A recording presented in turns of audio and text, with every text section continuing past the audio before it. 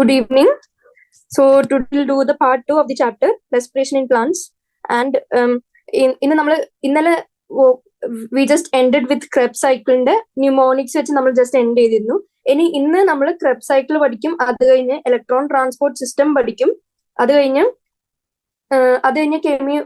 കെമി osmosis just discuss ചെയ്യും. അത് കഴിഞ്ഞ് ഒരു ബാലൻസ് ഷീറ്റ് റെസ്പിറേഷന്റെ പ്രോസസിന്റെ ബാലൻസ് ഷീറ്റും കൂടെ നോക്കി നമ്മൾ സമ്മറൈസ് ചെയ്ത് എൻഡ് ചെയ്ത് NCERT സൊല്യൂഷൻ നോക്കും. പിന്നെ കുറച്ച് പ്രീവിയസ് ഇയർ ക്വസ്റ്റ്യൻസും സോൾവ് ചെയ്യും.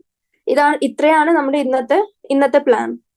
അപ്പൊ ഞാൻ ജസ്റ്റ് ഇന്നലെ ഞാൻ ക്ലാസ് എൻഡ് ചെയ്യുന്നതിന് മുമ്പ് പാർട്ട് 1 ലാസ്റ്റ് പറഞ്ഞിരുന്നു എന്താ ചെയ്യേണ്ടിയിരുന്നത്. ആദ്യം ഗ്ലൈക്കോളിസിന്റെ ടേബിള് ഗ്ലൈക്കോളിസിന്റെ ഫുൾ ടേബിള് എന്ത് ചെയ്യണം, ഒരു പേപ്പറിൽ ഒരു A4 ഷീറ്റിൽ എഴുതിയിട്ട് അല്ലെങ്കിൽ ഒരു ചാർട്ട് പേപ്പറിൽ എഴുതിയിട്ട് എല്ലാ ദിവസവും റിവൈസ് ചെയ്യാൻ പാകത്തിന് റൂമിൽ കാണുന്ന ഒരു സ്ഥലത്ത് ഒട്ടിച്ചു വെക്കണം. പ്ലസ് ഇതിലത്തെ എല്ലാ ഇമ്പോർട്ടന്റ് ഇക്വേഷൻസും അല്ലെങ്കിൽ ടേബിൾസും ചാർട്ട്സും Krebs സൈക്കിളും അങ്ങനത്തെ സാധനങ്ങളും എൻസൈംസ് മെമ്മറൈസ് പിന്നെ റിവൈസ് ചെയ്യേണ്ട എല്ലാ സാധനങ്ങളും അങ്ങനെ പിന്നെ റിവൈസ് ചെയ്യാനുള്ള വേസ് കണ്ടുപിടിക്കണം എന്ന് പറഞ്ഞിരുന്നു. ഇനി നമ്മൾ ജസ്റ്റ് ഡിസ്കസ് ചെയ്യാം ഇന്നലെ എന്തൊക്കെ വായിച്ചു എന്ന്. സമ്മറൈസ് ചെയ്യുകയാണെങ്കിൽ നമ്മൾ പഠിച്ചു ടു പ്ലാന്റ്സ് ബ്രീത്ത്, അത് NCERT വായിച്ചു. Types of respiration on the base of what, on the base of respiratory substrates നമ്മൾ എന്തൊക്കെയാന്ന് കണ്ടു. എന്തൊക്കെയാ പ്രോട്ടോപ്ലാസ്മിക് റെസ്പിറേഷൻ, ഫ്ലോട്ടിംഗ് റെസ്പിറേഷൻ, അത്രയും അത് നമ്മൾ ജസ്റ്റ് ബ്രീഫ്ലി ഡിസ്കസ് ചെയ്തു. ഇനി ബേസ് ഓഫ് ഓക്സിജൻ റിക്വയർമെന്റ്, ഏതൊക്കെ ടൈപ്പ് ഓഫ് റെസ്പിറേഷനാ, എയറോബിക് റെസ്പിറേഷൻ, അനഎറോബിക് റെസ്പിറേഷൻ. ഇനി ഇതിൽ രണ്ടിലും അല്ലെങ്കിൽ ഒരു universal process which is common in all organisms ഏതാ നമ്മൾ കണ്ടു. ഏതാ? It is the process of glycolysis അല്ലെങ്കിൽ EMP പാത്വേ എന്ന് അറിയുന്നു വന്നു. അതിന്റെ സയന്റിസ്റ്റിനെ പഠിച്ചു. പിന്നെ അതിന്റെ ടേബിൾ പഠിച്ചു. എന്നിട്ട് ഞാൻ ഇന്നലെ ലാസ്റ്റ് ഒരു ക്വസ്റ്റ്യനും കൂടി ചോദിച്ചിരുന്നു. ഈ ഗ്ലൂക്കോസ് ആണ് ഇതിന്റെ മെയിൻ സ്റ്റാർട്ടിംഗ് സബ്സ്ട്രേറ്റ്. ഇനി in place of glucose if use fructose, ഇതിന്റെ ഗ്ലൂക്കോസിന്റെ ഭാഗത്ത് നമ്മൾ ഫ്രക്ടോസ് ഉപയോഗിച്ചാൽ ഇതിന്റെ ATP നെറ്റ് ഗെയിൻ എന്തെങ്കിലും ചേഞ്ച് ഉണ്ടാവുന്ന ഒരു ക്വസ്റ്റ്യൻ ഞാൻ ജസ്റ്റ് ഒരു ഇതിനായിട്ട് ചോദിച്ചിട്ടിരുന്നു. അതിന്റെ ആൻസർ എന്താ? ഇനി നമ്മൾ ഇൻ കേസ് ഫ്രക്ടോസ് ഉപയോഗിച്ചാലും എന്താ ഡിഫറൻസ് ഉണ്ടാവുക? ഫ്രക്ടോസ് ഉപയോഗിച്ചാൽ ആദ്യം ഫ്രക്ടോസ് ഇറ്റ്സ് ഫോസ്ഫേറ്റ് ആക്കണം. ഏതാ? ഫ്രക്ടോസ് ഫോസ്ഫേറ്റ് ആകണമെങ്കിൽ ഒരു ATP നമ്മൾ കൺസ്യൂം ചെയ്യുമല്ലോ. ഇനി ഫ്രക്ടോസ് ഇറ്റ്സ് ഫോസ്ഫേറ്റ് ആയെങ്കിലും നമ്മൾ ലാഭിക്കുന്ന ആകെയുള്ള ഒരു സ്റ്റെപ്പ് ഈ ഫോസ്ഫോ ഗ്ലൂക്കോ ഐസോമറേസ് വെച്ച് ഉള്ള ഐസോമറേഷൻ സ്റ്റേജ് ആണ്. പക്ഷെ ആ സ്റ്റേജിൽ എന്താ ഐസോമറൈസേഷൻ നമുക്ക് ATPയുടെ യൂസേജ് ഇല്ല. അപ്പോ ഇനി നമ്മൾ അഥവാ ഫ്രക്ടോസ് ഉപയോഗിച്ചാലും എന്താ ഉണ്ടാവുക, നമുക്ക് ATPന്റെ നെറ്റ് ഗെയിനിൽ ചേഞ്ച് ഇല്ല. അപ്പൊ നമ്മൾ ആ ആൻസറിന്റെ സൊല്യൂഷൻ കണ്ടുപിടിച്ചു, ആ ക്വസ്റ്റിന്റെ സൊല്യൂഷൻ കണ്ടുപിടിച്ചു.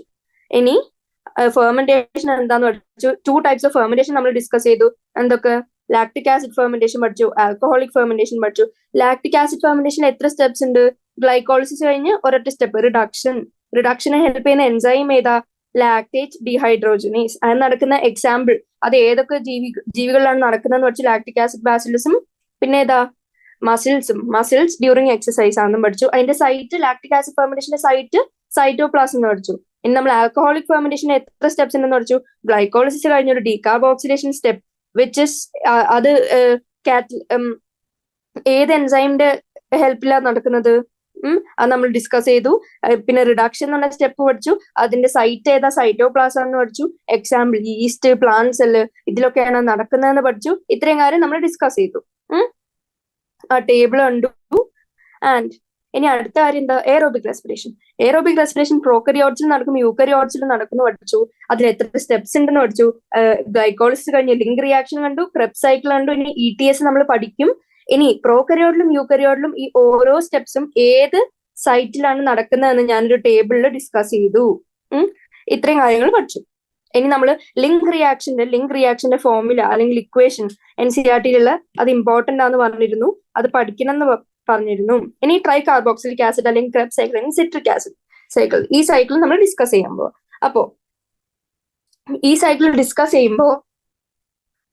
ഈ സൈക്കിൾ ഡിസ്കസ് ചെയ്യുമ്പോൾ നമ്മൾ എന്താ ആദ്യം ചെയ്യേണ്ടത്? അതിന്റെ വേറെ പേരെന്താ വെച്ചു? ഈ സൈക്കിളിന് എന്തുകൊണ്ടാണ് ട്രൈ കാർബോക്സിലിക് ആസിഡ് സൈക്കിൾ എന്ന് വിളിക്കുന്നത്? കാരണം ഇതിന്റെ സ്ട്രക്ചറിൽ 3 കാർബോക്സിലിക് ആസിഡ് ഉള്ളതുകൊണ്ടാണ് ട്രൈ കാർബോക്സിലിക് ആസിഡ് സൈക്കിൾ എന്ന് വിളിക്കുന്നത്. ഇതിനെന്തുകൊണ്ടാണ് Krebs സൈക്കിൾ എന്ന് വിളിക്കുന്നത്? കാരണം അത് ഡിസ്കവർ ചെയ്തിരിക്കുന്നത് ഹാൻസ് ക്രെബ് എന്ന് പറഞ്ഞൊരു സയന്റിസ്റ്റ് ആണ്. അത് എവിടെ ഡിസ്കവർ ചെയ്ത് വെച്ചിരിക്കുന്നത്? Flight muscles of pigeon. അത്രയും നമ്മൾ പഠിച്ചു. ഇനി ഇതിന്റെ ഫസ്റ്റ് ടേബിൾ പ്രോഡക്റ്റ് എന്താ? സിട്രിക് ആസിഡ് എന്നറിയാം.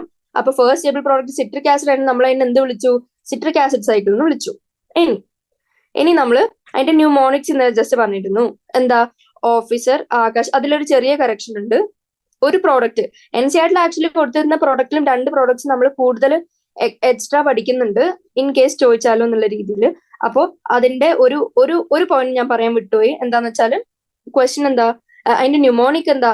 Officer Akash can I keep selling substances for money എന്നാ ഇന്നലെ പറഞ്ഞ. അതിലൊരു സാധനം കൂടെ ആഡ് ചെയ്യുക. Officer Akash can I always, ആ ഓൾവേസിന് ശ്രദ്ധിക്കേണ്ടത് എന്താ വെച്ചാൽ ഓൾവേസിൽ ഓ വെച്ച് സ്റ്റാർട്ട് ചെയ്യുന്ന രീതിയിൽ ഓൾവേസ് ആക്കാം. അപ്പൊ officer Akash can I always keep selling substances for money, അതാണ് നമ്മുടെ ഇത്. ഇനി O stands for oxaloacetic acid, A stands for acetyl coenzyme, C എന്താ? സിട്രേറ്റ്, I എന്താ? ഐസോസിട്രേറ്റ്, ഓൾവേസിന്റെ O എന്താ? ഓക്സാലോ അസറ്റിക് ആസിഡ്, K എന്താ? കീറ്റോഗ്ലൂട്ടാറിക് ആസിഡ്, സെല്ലിങ്ങിന്റെ S എന്താ? സക്സിനൈൽ കോഎൻസൈമ്, സബ്സ്റ്റൻസസിന്റെ S എന്താ? സക്സിനേറ്റ്. അത് നമ്മൾ പറഞ്ഞിരുന്നു, നമ്മൾ കോശിഷ് ചെയ്താലാണ് സക്സസ് ഉണ്ടാവും. അപ്പൊ കോശിഷ് സ്റ്റാൻഡ്സ് ഫോർ കോഎൻസൈം A. അപ്പോ അത് ആദ്യം വരും. പിന്നെ സക്സസ് അത് കഴിഞ്ഞിട്ടാണ് വരുന്നത്. അപ്പോ സക്സിനേറ്റ് എന്ന് പറഞ്ഞത് സെക്കൻഡ് ആണ്. അപ്പൊ S കൺഫ്യൂസ്ഡ് ആവാണ്ടിരിക്കുക. പിന്നെ F stands for fumarate, M stands for malate. ഇത്രയും പഠിച്ചു. ഇനി എന്താ? ക്രെബ് സൈക്കിളിൽ ആദ്യം നമ്മൾ പഠിക്കേണ്ട ഈ സൈക്കിൾ വരക്കാൻ പഠിക്കണം. ഈ സൈക്കിൾ വരക്കാൻ പഠിച്ചാൽ നമ്മൾ പഠിക്കും. അതിന്റെ അടുത്ത സ്റ്റെപ്പ് എന്താ പഠിക്കും? ഇതിന്റെ ഓരോ സ്റ്റെപ്സിലും കാറ്റലൈസ് ചെയ്യുന്ന എൻസൈം ഏതാന്ന് പഠിക്കും. പിന്നെ അതിന്റെ ബൈ പ്രോഡക്ട്സ്, എത്ര NADH ഉണ്ടാവുന്നു, എത്ര GTP ഉണ്ടാവുന്നു, ഇനി അഥവാ ഡയറക്റ്റ് ATP സിന്തസൈസ് ആവോ, ഈ കാര്യങ്ങളൊക്കെ പഠിക്കും. ഇത് കഴിഞ്ഞ് നമ്മൾ ബാലൻസ് ഷീറ്റ് ഉണ്ടാക്കും. ഇത്രയും കാര്യങ്ങളാണ് ഈ ക്രെബ് സൈക്കിൾ പഠിക്കേണ്ടത്. ഇനി ഒരു കാര്യം എന്താന്ന് വെച്ചാൽ ഈ ക്രെബ് സൈക്കിൾ എന്ന് പറഞ്ഞ സൈക്കിളിന്റെ പ്രത്യേകത എന്താ? It is A common oxidative pathway for all respiratory substrate. ഞാൻ ജസ്റ്റ് ഒന്ന് എഴുതി വെക്കാം. Citric acid cycle which is A common oxidative pathway. It is a common oxidative pathway for all respiratory substrate. ഏത് റെസ്പിറേറ്ററി സബ്സ്ട്രേറ്റ്, കാർബോഹൈഡ്രേറ്റ് ആയാലോ fat ആയാലോ protein ആയാലോ, ഒരു respiratory സബ്സ്ട്രേറ്റിനും ഈ സ്റ്റെപ്പ് അല്ലെങ്കിൽ ഈ സൈക്കിള് സർപ്പസ് ചെയ്ത് പോകാൻ പറ്റില്ല. അപ്പോൾ it is the common oxidative pathway for all respiratory substrates. ഇനി ഈ ക്രെബ് സൈക്കിളിലെ സബ്സ്ട്രേറ്റ് എന്താ? ആദ്യം നമ്മൾ ലിങ്ക് റിയാക്ഷൻ കഴിഞ്ഞ് നമുക്ക് നമ്മുടെ കയ്യിൽ എന്തുണ്ടായിരുന്നു? അസറ്റൈൽ കോഎൻസൈമേ ഉണ്ടായിരുന്നു. ഇനി ഈ അസറ്റൈൽ കോഎൻസൈമേ വെച്ചാണ് നമ്മൾ ക്രെബ് സൈക്കിൾ സ്റ്റാർട്ട് ചെയ്യുക. അസറ്റൈൽ കോഎൻസൈമേ എല്ലാവർക്കും അറിയാം. അസിറ്റിക് ആസിഡിൽ എത്ര കാർബൺ ഉണ്ട്? 2 കാർബൺ. അപ്പൊ അസറ്റൈൽ കോഎൻസൈമയിൽ എത്ര കാർബൺ ഉണ്ടാവും? 2 കാർബൺ. അപ്പൊ ഈ അസറ്റൈൽ കോഎൻസൈമയാണ് common entrant in Krebs cycle. Common entrant in Krebs cycle. അതെന്താ കോമൺ എൻട്രന്റ് എന്ന് പറയുന്നത്? ഏത് റെസ്പിറേറ്ററി സബ്സ്ട്രേറ്റും, നമ്മൾ ഫാറ്റ് ഉപയോഗിച്ചാലും പ്രോട്ടീൻ ഉപയോഗിച്ചാലും കാർബോഹൈഡ്രേറ്റ്സ് ഉപയോഗിച്ചാലും ഏത് ഉപയോഗിച്ചാലും ക്രെബ് സൈക്കിൾ സ്റ്റാർട്ട് ചെയ്യണമെങ്കിൽ അതിന്റെ ഏത് സബ്സ്ട്രേറ്റ് വെച്ചാൽ നമ്മൾ സ്റ്റാർട്ട് ചെയ്യുക? അസറ്റൈൽ കോഎൻസൈമയാണ്. അല്ലാണ്ട് ആ സ്റ്റാർട്ടിങ് സബ്സ്ട്രേറ്റിന് ഡിഫറൻസ് ഉണ്ടാവില്ല, അല്ലെങ്കിൽ അത് മാറില്ല ഒരിക്കലും. അസറ്റൈൽ കോഎൻസൈമയാണ് ക്രെബ് സൈക്കിൾ സ്റ്റാർട്ട് ചെയ്യുന്ന സബ്സ്ട്രേറ്റ്. അപ്പൊ ഇനി നമ്മൾ ഇതിന്റെ ആദ്യത്തെ ഫസ്റ്റ് സ്റ്റെപ്പ് പഠിക്കാൻ പോവാണ്. അസറ്റൈൽ കോഎൻസൈമ്, 2 കാർബണിൽ അസറ്റൈൽ കോഎൻസൈമ്. അപ്പൊ അതൊക്കെ എന്ത് ചെയ്യും? നമ്മൾ ന്യൂമോണിക്കിൽ പഠിച്ചിരുന്നു ഓഫീസർ ആകാശ് എന്ന് പഠിച്ചത്. അപ്പൊ ഓഫീസറിലെ O stands for oxalo acetic acid, അല്ലെങ്കിൽ OAA എന്ന് പറയും. ഓക്സാലോ അസറ്റിക് ആസിഡും അസറ്റൈൽ കോഎൻസൈമയും യോജിക്കും ഇൻ പ്രസൻസ് ഓഫ് വാട്ടർ. വാട്ടറിന്റെ പ്രസൻസിൽ അസറ്റൈൽ കോഎൻസൈമയും, ഞാൻ ജസ്റ്റ് സൈഡിൽ വരച്ചു വെക്കാം. വാട്ടറിന്റെ പ്രസൻസിൽ ആദ്യം നമ്മുടെ അസറ്റൈൽ കോഎൻസൈമേ കയറും സൈക്കിളിലേക്ക്. അത് എന്തിനോട് കമ്പൈൻ ചെയ്യും? ഓക്സാലോ അസറ്റിക് ആസിഡിനോട് കമ്പൈൻ ചെയ്യും. ഇൻ ദ പ്രസൻസ് ഓഫ് വാട്ടറിന്റെ പ്രസൻസിൽ നടക്കുന്ന റിയാക്ഷൻ ആയതുകൊണ്ട് ഇതിനെ എന്ത് വിളിച്ചു? കണ്ടൻസേഷൻ റിയാക്ഷൻ എന്ന് വിളിച്ചു. ഇതൊരു കണ്ടൻസേഷൻ റിയാക്ഷൻ എന്ന് വിളിച്ചു. ഇനി ഇതിന്റെ പ്രോഡക്റ്റ് എന്താ ഉണ്ടാവുന്നത് നമ്മൾ പഠിച്ചു. ഇതിന്റെ വേറൊരു പേരെന്താണ്? Citric acid cycle. Citric acid cycle ആകുമ്പോൾ ഇതിന്റെ ഫസ്റ്റ് സ്റ്റേബിൾ പ്രോഡക്റ്റ് എന്തായിരിക്കും? Citric acid. ഇത്രയും കാര്യം നമ്മൾ പഠിച്ചു. ഇനി ഇത് കാറ്റലൈസ്ഡ് ബൈ വിച്ച് എൻസൈം? ഏത് എൻസൈമാണ് ഇതിനെ കാറ്റലൈസ് ചെയ്യുന്നത്? സിട്രിക് ആസിഡ് ഉണ്ടാക്കാൻ ഉപയോഗിക്കുന്ന എൻസൈം സിട്രേറ്റ് സിന്തേസ്. ആ എൻസൈം സിട്രേറ്റ് സിന്തേസ് ആണോ സിട്രേറ്റ് സിന്തറ്റേസ് ആണോ അതോ വേറെന്തെങ്കിലും ആണോ? നമ്മൾ കൺഫ്യൂസ്ഡ് ആവരുത്. എന്താ ഒരു സെക്കൻഡ് ഡിസ്കസ് ചെയ്തത് അസറ്റൈൽ കോഎൻസൈമേ ആണ് common entrant of Krebs cycle. ഏത് റെസ്പിറേറ്ററി സബ്സ്ട്രേറ്റ് ഉപയോഗിച്ചാലും അസിറ്റൈൽ കോഎൻസൈമെ വന്നാണ് ക്രെബ്സ് സൈക്കിൾ സ്റ്റാർട്ട് ചെയ്യുക. ഇനി അസിറ്റൈൽ കോഎൻസൈമെ എന്തിനോട് ജോയിൻ ചെയ്യും? ഓക്സാലോ അസിറ്റിക് ആസിഡിനോട് ജോയിൻ ചെയ്യും. ഇൻ ദ പ്രസൻസ് ഓഫ് വാട്ടറിന്റെ പ്രസൻസിൽ. വാട്ടറിന്റെ പ്രസൻസിൽ നടക്കുന്നതുകൊണ്ട് ഈ റിയാക്ഷൻ എന്ത് വിളിച്ചു? കണ്ടൻസേഷൻ റിയാക്ഷൻ വിളിച്ചു. With the help of which enzyme? അവിടെയാണ് നമ്മൾ ലാസ്റ്റ് നിർത്തിയത്. എന്താ? സിട്രിക് ആസിഡ് ഉണ്ടാക്കുന്ന എൻസൈമിനെ, സിട്രിക് ആസിഡ് ഉണ്ടാക്കാൻ, സിട്രിക് ആസിഡ് എന്ന് പറഞ്ഞ പ്രോഡക്റ്റ് കിട്ടാൻ ഉപയോഗിക്കുന്ന എൻസൈം ആയതുകൊണ്ട് ഇതിനെ എന്ത് വിളിച്ചു? Citrate synthase.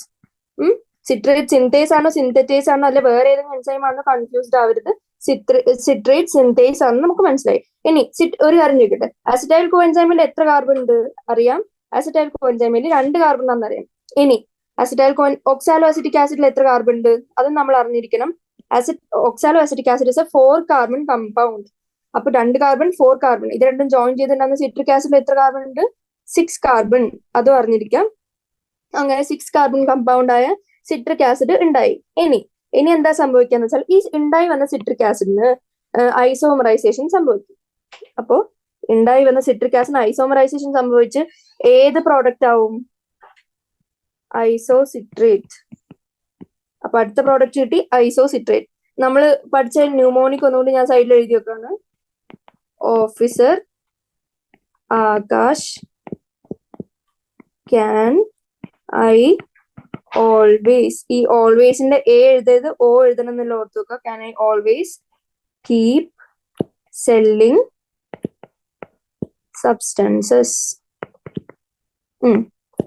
ഇനി ഓ കഴിഞ്ഞു ഓക്സാലോ അസിറ്റിക് ആസിഡ്, എ കഴിഞ്ഞു അസറ്റൈൽ കോഎൻസൈമെ. ഇനി സി എന്താ? സിട്രേറ്റും കഴിഞ്ഞു. ഇനി ഐ ആണ് നമ്മുടെ ഐസോസിട്രേറ്റ്. ഇതുവരെ നമ്മൾ പഠിച്ചു. ഐസോസിട്രേറ്റിന് എത്ര കാർബൺ ഉണ്ട്? ഇതുവരെ കാർബണിന്റെ നമ്പറിൽ ഡിഫറൻസ് ഒന്നും വരാത്തതുകൊണ്ട് ഐസോസിട്രേറ്റും 6 കാർബൺ ആണെന്ന് നമുക്കറിയാം. ഇനി ഈ റിയാക്ഷനെ കാറ്റലൈസ് ചെയ്യുന്ന എൻസൈം ഏതാന്ന് വെച്ചാൽ എന്ത് പറയും? അത് നമ്മൾ അറിഞ്ഞിരിക്കണം. ഏതാ? അതിന് പ്രത്യേകിച്ച് മെത്തേഡ് ഒന്നുമില്ല ഓർത്ത് വെക്കാൻ. ജസ്റ്റ് എങ്ങനെങ്കിലും ബൈഹാർട്ട് ചെയ്ത് വെക്കുക. തെറ്റാണ്ട് ഒരു വേറെ ഓപ്ഷൻ വന്നാൽ കൺഫ്യൂസ്ഡ് ആവാണ്ട് ഉള്ള രീതിയിൽ ഓർത്ത് വെക്കുക. അക്കോണിറ്റേസ് എന്ന് പറഞ്ഞ എൻസൈം വന്ന് എന്ത് ചെയ്യും? ഐസോമറൈസേഷൻ സംഭവിക്കും. ഐസോമറൈസേഷൻ സംഭവിച്ച് സിട്രിക് ആസിഡ് ഐസോസിട്രേറ്റ് ആയി. ഇനി അടുത്ത സ്റ്റെപ്പ് എന്താന്ന് വെച്ചാല് ഐസോസിട്രേറ്റ് എന്താവും? നമുക്കറിയാം. ഇതിൽ നോക്കിയറിയാം. അടുത്ത പ്രോഡക്റ്റ് എന്താ? ഓ വെച്ച് സ്റ്റാർട്ട് ചെയ്യുന്ന. അതെന്താ? Oxalo succinic acid. ഓ വെച്ചാന്ന് പറഞ്ഞാൽ ഓക്സാലോ അസിറ്റിക് ആസിഡ് വീണ്ടും തെറ്റി എഴുതി വെക്കരുത്. ഓക്സാലോ സക്സിനിക് ആസിഡ് ആണ് ഇതിന്റെ അടുത്ത പ്രോഡക്റ്റ്. അതും ഒന്ന് ശ്രദ്ധിക്കുക. ഇനി നമ്മൾ അടുത്തെഴുതുന്നു ഓക്സാലോ സക്സിനിക് ആസിഡ്. ഇതുവരെ കാർബണിന്റെ നമ്പറിൽ എന്തെങ്കിലും ഡിഫറൻസ് വന്നിട്ടുണ്ടോ? ഇല്ല. അതുകൊണ്ട് ഇതിന് എത്ര കാർബൺ ഉണ്ട്?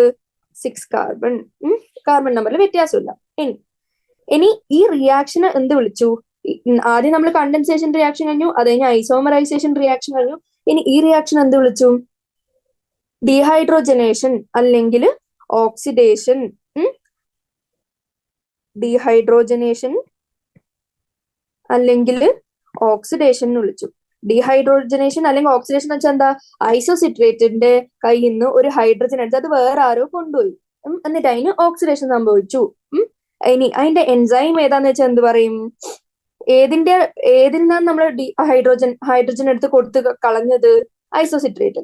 അപ്പോ അങ്ങനെ ആലോചിക്കുകയാണെങ്കിൽ ഇതിന്റെ എൻസൈം ഐസോസിട്രേറ്റ് ഡീഹൈഡ്രോജനേസ്. അപ്പൊ അത്രയും കാര്യങ്ങൾ കിട്ടി. ഇനി ഈ സ്റ്റെപ്പിന്റെ ഒരു പ്രത്യേകത എന്താന്ന് വെച്ചാല് നമ്മൾ പറയും ഹൈഡ്രജൻ കളഞ്ഞു എന്ന് പറഞ്ഞു. നമ്മുടെ സബ്സ്ട്രേറ്റ് ആയ ഐസോസിട്രേറ്റ് നിന്ന് ഡീഹൈഡ്രോജനേഷൻ നടന്ന് ഹൈഡ്രജൻ പോയി. ഈ ഹൈഡ്രജൻ എടുക്കാൻ ആര് വന്നു? ഹൈഡ്രജൻ എടുക്കാൻ NAD+ വന്നു. NAD+ എന്ന ഓക്സിഡൈസിങ് ഏജന്റ് വന്ന് എന്ത് ചെയ്തു? മറ്റുള്ളതിനെ ഓക്സിഡൈസ് ചെയ്ത് സ്വയം റെഡ്യൂസ് ആയി ആ ഐസോസിട്രേറ്റിന് ഹൈഡ്രജനും വാങ്ങി NADH ആയി. അപ്പൊ ഇത്രയും കാര്യങ്ങൾ കിട്ടി. ഇനി അടുത്ത പ്രോഡക്റ്റ് എന്താ? നമുക്കറിയാം ന്യൂമോണിക് നോക്കിയാൽ ഓൾവേസ് കീപ്പിന്റെ കെ എന്താ? Ketoglutaric acid. അപ്പൊ അടുത്ത product alpha keto glutaric acid. Alpha keto glutaric acid ആണ് അടുത്ത വൺ. ഈ സ്റ്റെപ്പിന്റെ പ്രത്യേകത എന്താന്ന് വെച്ചാല് ഈ സ്റ്റെപ്പില് ആൽഫ കീറ്റോ ഗ്ലൂട്ടാറിക് ആസിഡ് ഉണ്ടാവുമ്പോ ഇത് പതുക്കെ ഒരു കാർബൺ ഡൈ ഓക്സൈഡിനെ പുറത്തേക്ക് വിട്ടു. കാർബൺ ഡൈ ഓക്സൈഡിനെ പുറത്തേക്ക് വിട്ടതുകൊണ്ട് ഈ സ്റ്റെപ്പിന്റെ എൻസൈമിനെ എന്ത് വിളിച്ചു? എന്ത് സ്റ്റെപ്പായി? കാർബൺ ഡൈ ഓക്സൈഡ് പോയതുകൊണ്ട് ഇതിനെ ഡീകാർബോക്സിലേഷൻ എന്ന് പറഞ്ഞൊരു സ്റ്റെപ്പായിട്ട് നമുക്ക് കൺസിഡർ ചെയ്യാം. അങ്ങനെ വിളിക്കുമ്പോൾ അതിന് നമ്മൾ ഇതിന്റെ സബ്സ്ട്രേറ്റ് ആയ ഒക്സാലോസക്സിനിക് ആസിഡും കൂടെ കൂട്ടി ഒക്സാലോസക്സിനിക് ഡീകാർബോക്സിലേസ് എന്ന് വിളിച്ചു. അതിനെ കാറ്റലൈസ് ചെയ്ത എൻസൈം. ഇത്രയും കഴിഞ്ഞ് നമുക്ക് ആൽഫ കീറ്റോഗ്ലൂട്ടാറിക് ആസിഡ്. ഇനി ഞാനൊരു ക്വസ്റ്റ്യൻ ചോദിക്കാണ്. Oxalosuccinic acid was a 6 carbon compound. ഇപ്പൊ കിട്ടിയ ആൽഫ കീറ്റോഗ്ലൂട്ടാറിക് ആസിഡ് എത്ര കാർബൺ കമ്പൗണ്ട് ആവും after losing 1 molecule of CO2? Decarboxylation reaction കഴിഞ്ഞ് കാർബൺ ഡൈ ഓക്സൈഡ് പോയതുകൊണ്ട് 6 കാർബൺ ഇപ്പൊ എത്രയായി? ഇപ്പൊ അത് 5 കാർബൺ ആയി. അപ്പൊ നമ്മൾ ഈ സൈക്കിൾ നോക്കുകയാണെങ്കിൽ ഈ സൈക്കിൾ നോക്കുമ്പോൾ ആദ്യം നമ്മൾ 2 കാർബണിൽ തുടങ്ങി, പിന്നെ 4 കാർബൺ ആയ ഒക്സാലോ അസിറ്റിക് ആസിഡ് ആഡ് ചെയ്ത് 6 കാർബൺ ആയ സിട്രിക് ആസിഡ് കിട്ടി. ഇപ്പൊ ഒരു ഡീകാർബോക്സിലേഷൻ കഴിഞ്ഞ് നമുക്ക് ആദ്യം കിട്ടിയ 5 കാർബൺ കമ്പൗണ്ട്, ആദ്യമായിട്ടും അവസാനമായിട്ടും കിട്ടിയ 5 കാർബൺ കമ്പൗണ്ട് ഏതാ? ആൽഫ കീറ്റോഗ്ലൂട്ടാറിക് ആസിഡ് ആണ്. നമുക്ക് മനസ്സിലായി. ഇനി ഒരു കാര്യം ഈ സൈക്കിള്, ഹോൾ സൈക്കിള് ആകെ ഒരു സ്ഥലത്താണ് കാർബൺ ഡൈ ഓക്സൈഡ് ലൂസ് ചെയ്യുന്നത്. 2 സ്റ്റെപ്പിൽ ലൂസ് ചെയ്യുന്നുണ്ട്. പക്ഷെ എപ്പോഴും നമ്മൾ ആലോചിക്കുക, കാർബൺ ഡൈ ഓക്സൈഡിനെ കാന്ന് വെച്ചാൽ കാ എന്നുള്ള ശബ്ദത്തിലാണ് തുടങ്ങുന്നത്. കീറ്റോഗ്ലൂട്ടാറിക് ആസിഡും കെ എന്ന് പറഞ്ഞ ശബ്ദത്തിലല്ലേ തുടങ്ങുന്നത്. അപ്പോ ആൽഫ കീറ്റോഗ്ലൂട്ടാറിക് ആസിഡ് ഉണ്ടാവുന്നതിന് മുമ്പും ഒരു കാർബൺ ഡൈ ഓക്സൈഡ് പോയി, ഉണ്ടായി കഴിഞ്ഞ അടുത്ത സ്റ്റെപ്പിലും ഒരു കാർബൺ ഡൈ ഓക്സൈഡ് പോയി. അപ്പൊ ഹോൾ സിട്രിക് ആസിഡ് സൈക്കിളിൽ 2 സ്ഥലത്താണ് കാർബൺ ഡൈ ഓക്സൈഡ് ലൂസ് ആവുന്നത്. ഏതൊക്കെ? കീറ്റോഗ്ലൂട്ടാറിക് ആസിഡ്. അതിന്റെ ആ കാ ആലോചിച്ച് നമ്മൾ മനസ്സിലാക്കണം. കീറ്റോഗ്ലൂട്ടാറിക് ആസിഡ് ഉണ്ടാവുന്നതിന് മുമ്പും പോയി, ഉണ്ടായി കഴിഞ്ഞും പോയി. അപ്പൊ അടുത്ത സ്റ്റെപ്പിൽ ഒരു CO2 പോകുന്നു. നമുക്ക് അങ്ങനെ ആ ഒരു മെത്തേഡ് ഓഫ് മെമ്മറൈസേഷന് മനസ്സിലായി. ഇനി എന്തുണ്ടാവും? ഇതിന് പിന്നെ ഡീകാർബോക്സിലേഷൻ നടന്ന് ഏത് സാധനം ഉണ്ടാവും? ഇനി നമ്മൾ ഉണ്ടാവുന്ന പ്രോഡക്റ്റിന്റെ പേര് ഈ ന്യൂമോണിക് നോക്കി പറയണം. എസ് വെച്ച് സ്റ്റാർട്ട് ചെയ്യുന്ന എന്തോ ആണ്. ഏതാ? എസ് സക്സിനിക് ആസിഡ് ആണോ സക്സിനൈൽ കോഎൻസൈമയാണോ? ഞാൻ പറഞ്ഞിരുന്നു കോശിഷ് ഉണ്ടായാലാണ് സക്സ് ഉണ്ടാവുക. കോശിഷ് വെച്ച് കോശിഷല്ലേ ആദ്യം. അപ്പൊ കോ ആണ് ഫസ്റ്റ് വരെ. അപ്പൊ ഏതാ? സക്സിനിക് ആസിഡ് ആണ് സക്സിനൈൽ കോഎൻസൈമയാണ്? Coenzyme A, succinyl coenzyme A. അപ്പൊ അടുത്ത പ്രോഡക്റ്റ് കിട്ടി. എന്ത് കിട്ടി? സക്സിനൈൽ കോഎൻസൈമേ.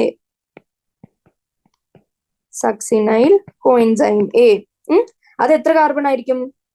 5 കാർബൺ ആണോ? 4 കാർബൺ ആണോ? 3 കാർബൺ ആണോ? എത്ര കാർബൺ? 4 carbon compound. എങ്ങനെയാ? കാരണം 5 കാർബൺ കമ്പൗണ്ട് ആയ alpha ketoglutaric acid when it loses a carbon dioxide എത്ര കാർബൺ ആവും? 4 കാർബൺ ആവും. അപ്പൊ അത് 4 കാർബൺ ആണ് നമുക്ക് മനസ്സിലായി. ഇനി ഈ സ്റ്റെപ്പിന്റെ ഒരു പ്രത്യേകത എന്താന്ന് വെച്ചാൽ ഈ സ്റ്റെപ്പിലും എന്തുണ്ടാവുന്നുണ്ട്? ഒരു NAD പ്ലസ് NADH ആവുന്നുണ്ട്. അപ്പൊ അതും സൈഡിൽ എഴുതി വെക്കാം. NAD പ്ലസ് എന്താവും? NADH ആവുന്നു. അങ്ങനെ ഈ സ്റ്റെപ്പിൽ എന്തൊക്കെ സംഭവിച്ചു? കാർബൺ ഡൈ ഓക്സൈഡ് പോയി, പോരാത്തതിന് ഒരു ഓക്സിഡേഷൻ റിയാക്ഷൻ കൂടെ നടക്കുകയാണ്. NAD plus NADH ആവാണ്. അങ്ങനെ ഒരു 4 കാർബൺ കമ്പൗണ്ട് ആയ സക്സിനൈൽ കോഎൻസൈമേ ഉണ്ടായി. ഇനി ഈ സ്റ്റെപ്പിന് കാറ്റലൈസ് ചെയ്യുന്ന ഏതാന്ന് ചോദിച്ചാല് എന്ത് പറയും? ഇതിന്റെ സബ്സ്ട്രേറ്റ് ഏതായിരുന്നു? ആൽഫ കീറ്റോഗ്ലൂട്ടാറിക് ആസിഡ് ആയിരുന്നു. ഈ ആൽഫ കീറ്റോഗ്ലൂട്ടാറിക് ആസിഡിന് ഒരു ഓക്സിഡേഷൻ നടന്നു, ഡീകാർബോക്സിലേഷൻ നടന്നു. അപ്പൊ ഇതിന്റെ എൻസൈമിന് എന്ത് ഈസിലി നമുക്ക് പറയാൻ പറ്റും? എൻസൈം ഏതാ? Alpha ketoglutaric acid decarboxylase dehydrogenase. Decarboxylation നടന്നു, ഡീഹൈഡ്രോജനേഷൻ അഥവാ ഓക്സിഡേഷൻ നടന്നു. അപ്പൊ അതിന്റെ എൻസൈമിനെ നമുക്ക് കോമൺ സെൻസ് ഉപയോഗിച്ച് എന്താന്ന് എഴുതാൻ പറ്റും. ഇനി അടുത്തത് സക്സിനൈൽ കോഎൻസൈമ എന്താവും? സക്സിനിക് ആസിഡ് ആവും. സക്സിനൈൽ കോഎൻസൈമ സക്സിനിക് ആസിഡ് ആവും അന്ന് നമുക്ക് ന്യൂമോണിക്കിലൂടെ കിട്ടും. അടുത്തത് സക്സിനിക് ആസിഡ് ആണെന്ന് നമുക്കറിയാം. ഇനി ഈ സ്റ്റെപ്പിന്റെ പ്രത്യേകത, സക്സിനിക് ആസിഡിന് എത്ര കാർബൺ ഉണ്ട്? ഇവിടെ ഡീകാർബോക്സിലേഷനോ ആഡിങ്ങോ റിമൂവിങ്ങോ ഒന്നും നടന്നിട്ടില്ല. അതുകൊണ്ട് 4 കാർബൺ കമ്പൗണ്ട് തന്നെയാണ്. ഇനി ഇതാണ് ഈ സ്റ്റെപ്പ് ഇമ്പോർട്ടന്റ് ആവാൻ കാരണം എന്ന് വെച്ചാൽ ഈ ഹോൾ സ്റ്റെപ്പിലാണ് ഈ ഹോൾ ക്രെബ്സ് സൈക്കിളിന്റെ ഫസ്റ്റ് ഡയറക്റ്റ് ATP സിന്തസിസ് നടക്കുന്നത്. ഇവിടെ എന്ത് നടന്നു? ഫസ്റ്റ് ഡയറക്റ്റ് ATP സിന്തസിസ് നടക്കാണ്. ഇനി ആക്ച്വലി ഇവിടെ ATP ഇൻ ദ സെൻസ് എനർജിന്റെ സെൻസിലാണ് ഞാൻ മീൻ ചെയ്തത്. ഇനി ആക്ച്വലി ഇവിടെ ATP ആണ് ഉണ്ടാവുന്നത്? അല്ല, ഇവിടെ ഉണ്ടായി വരുന്നത് GTP ആണ്. അപ്പൊ നമ്മൾ എന്തെഴുതി?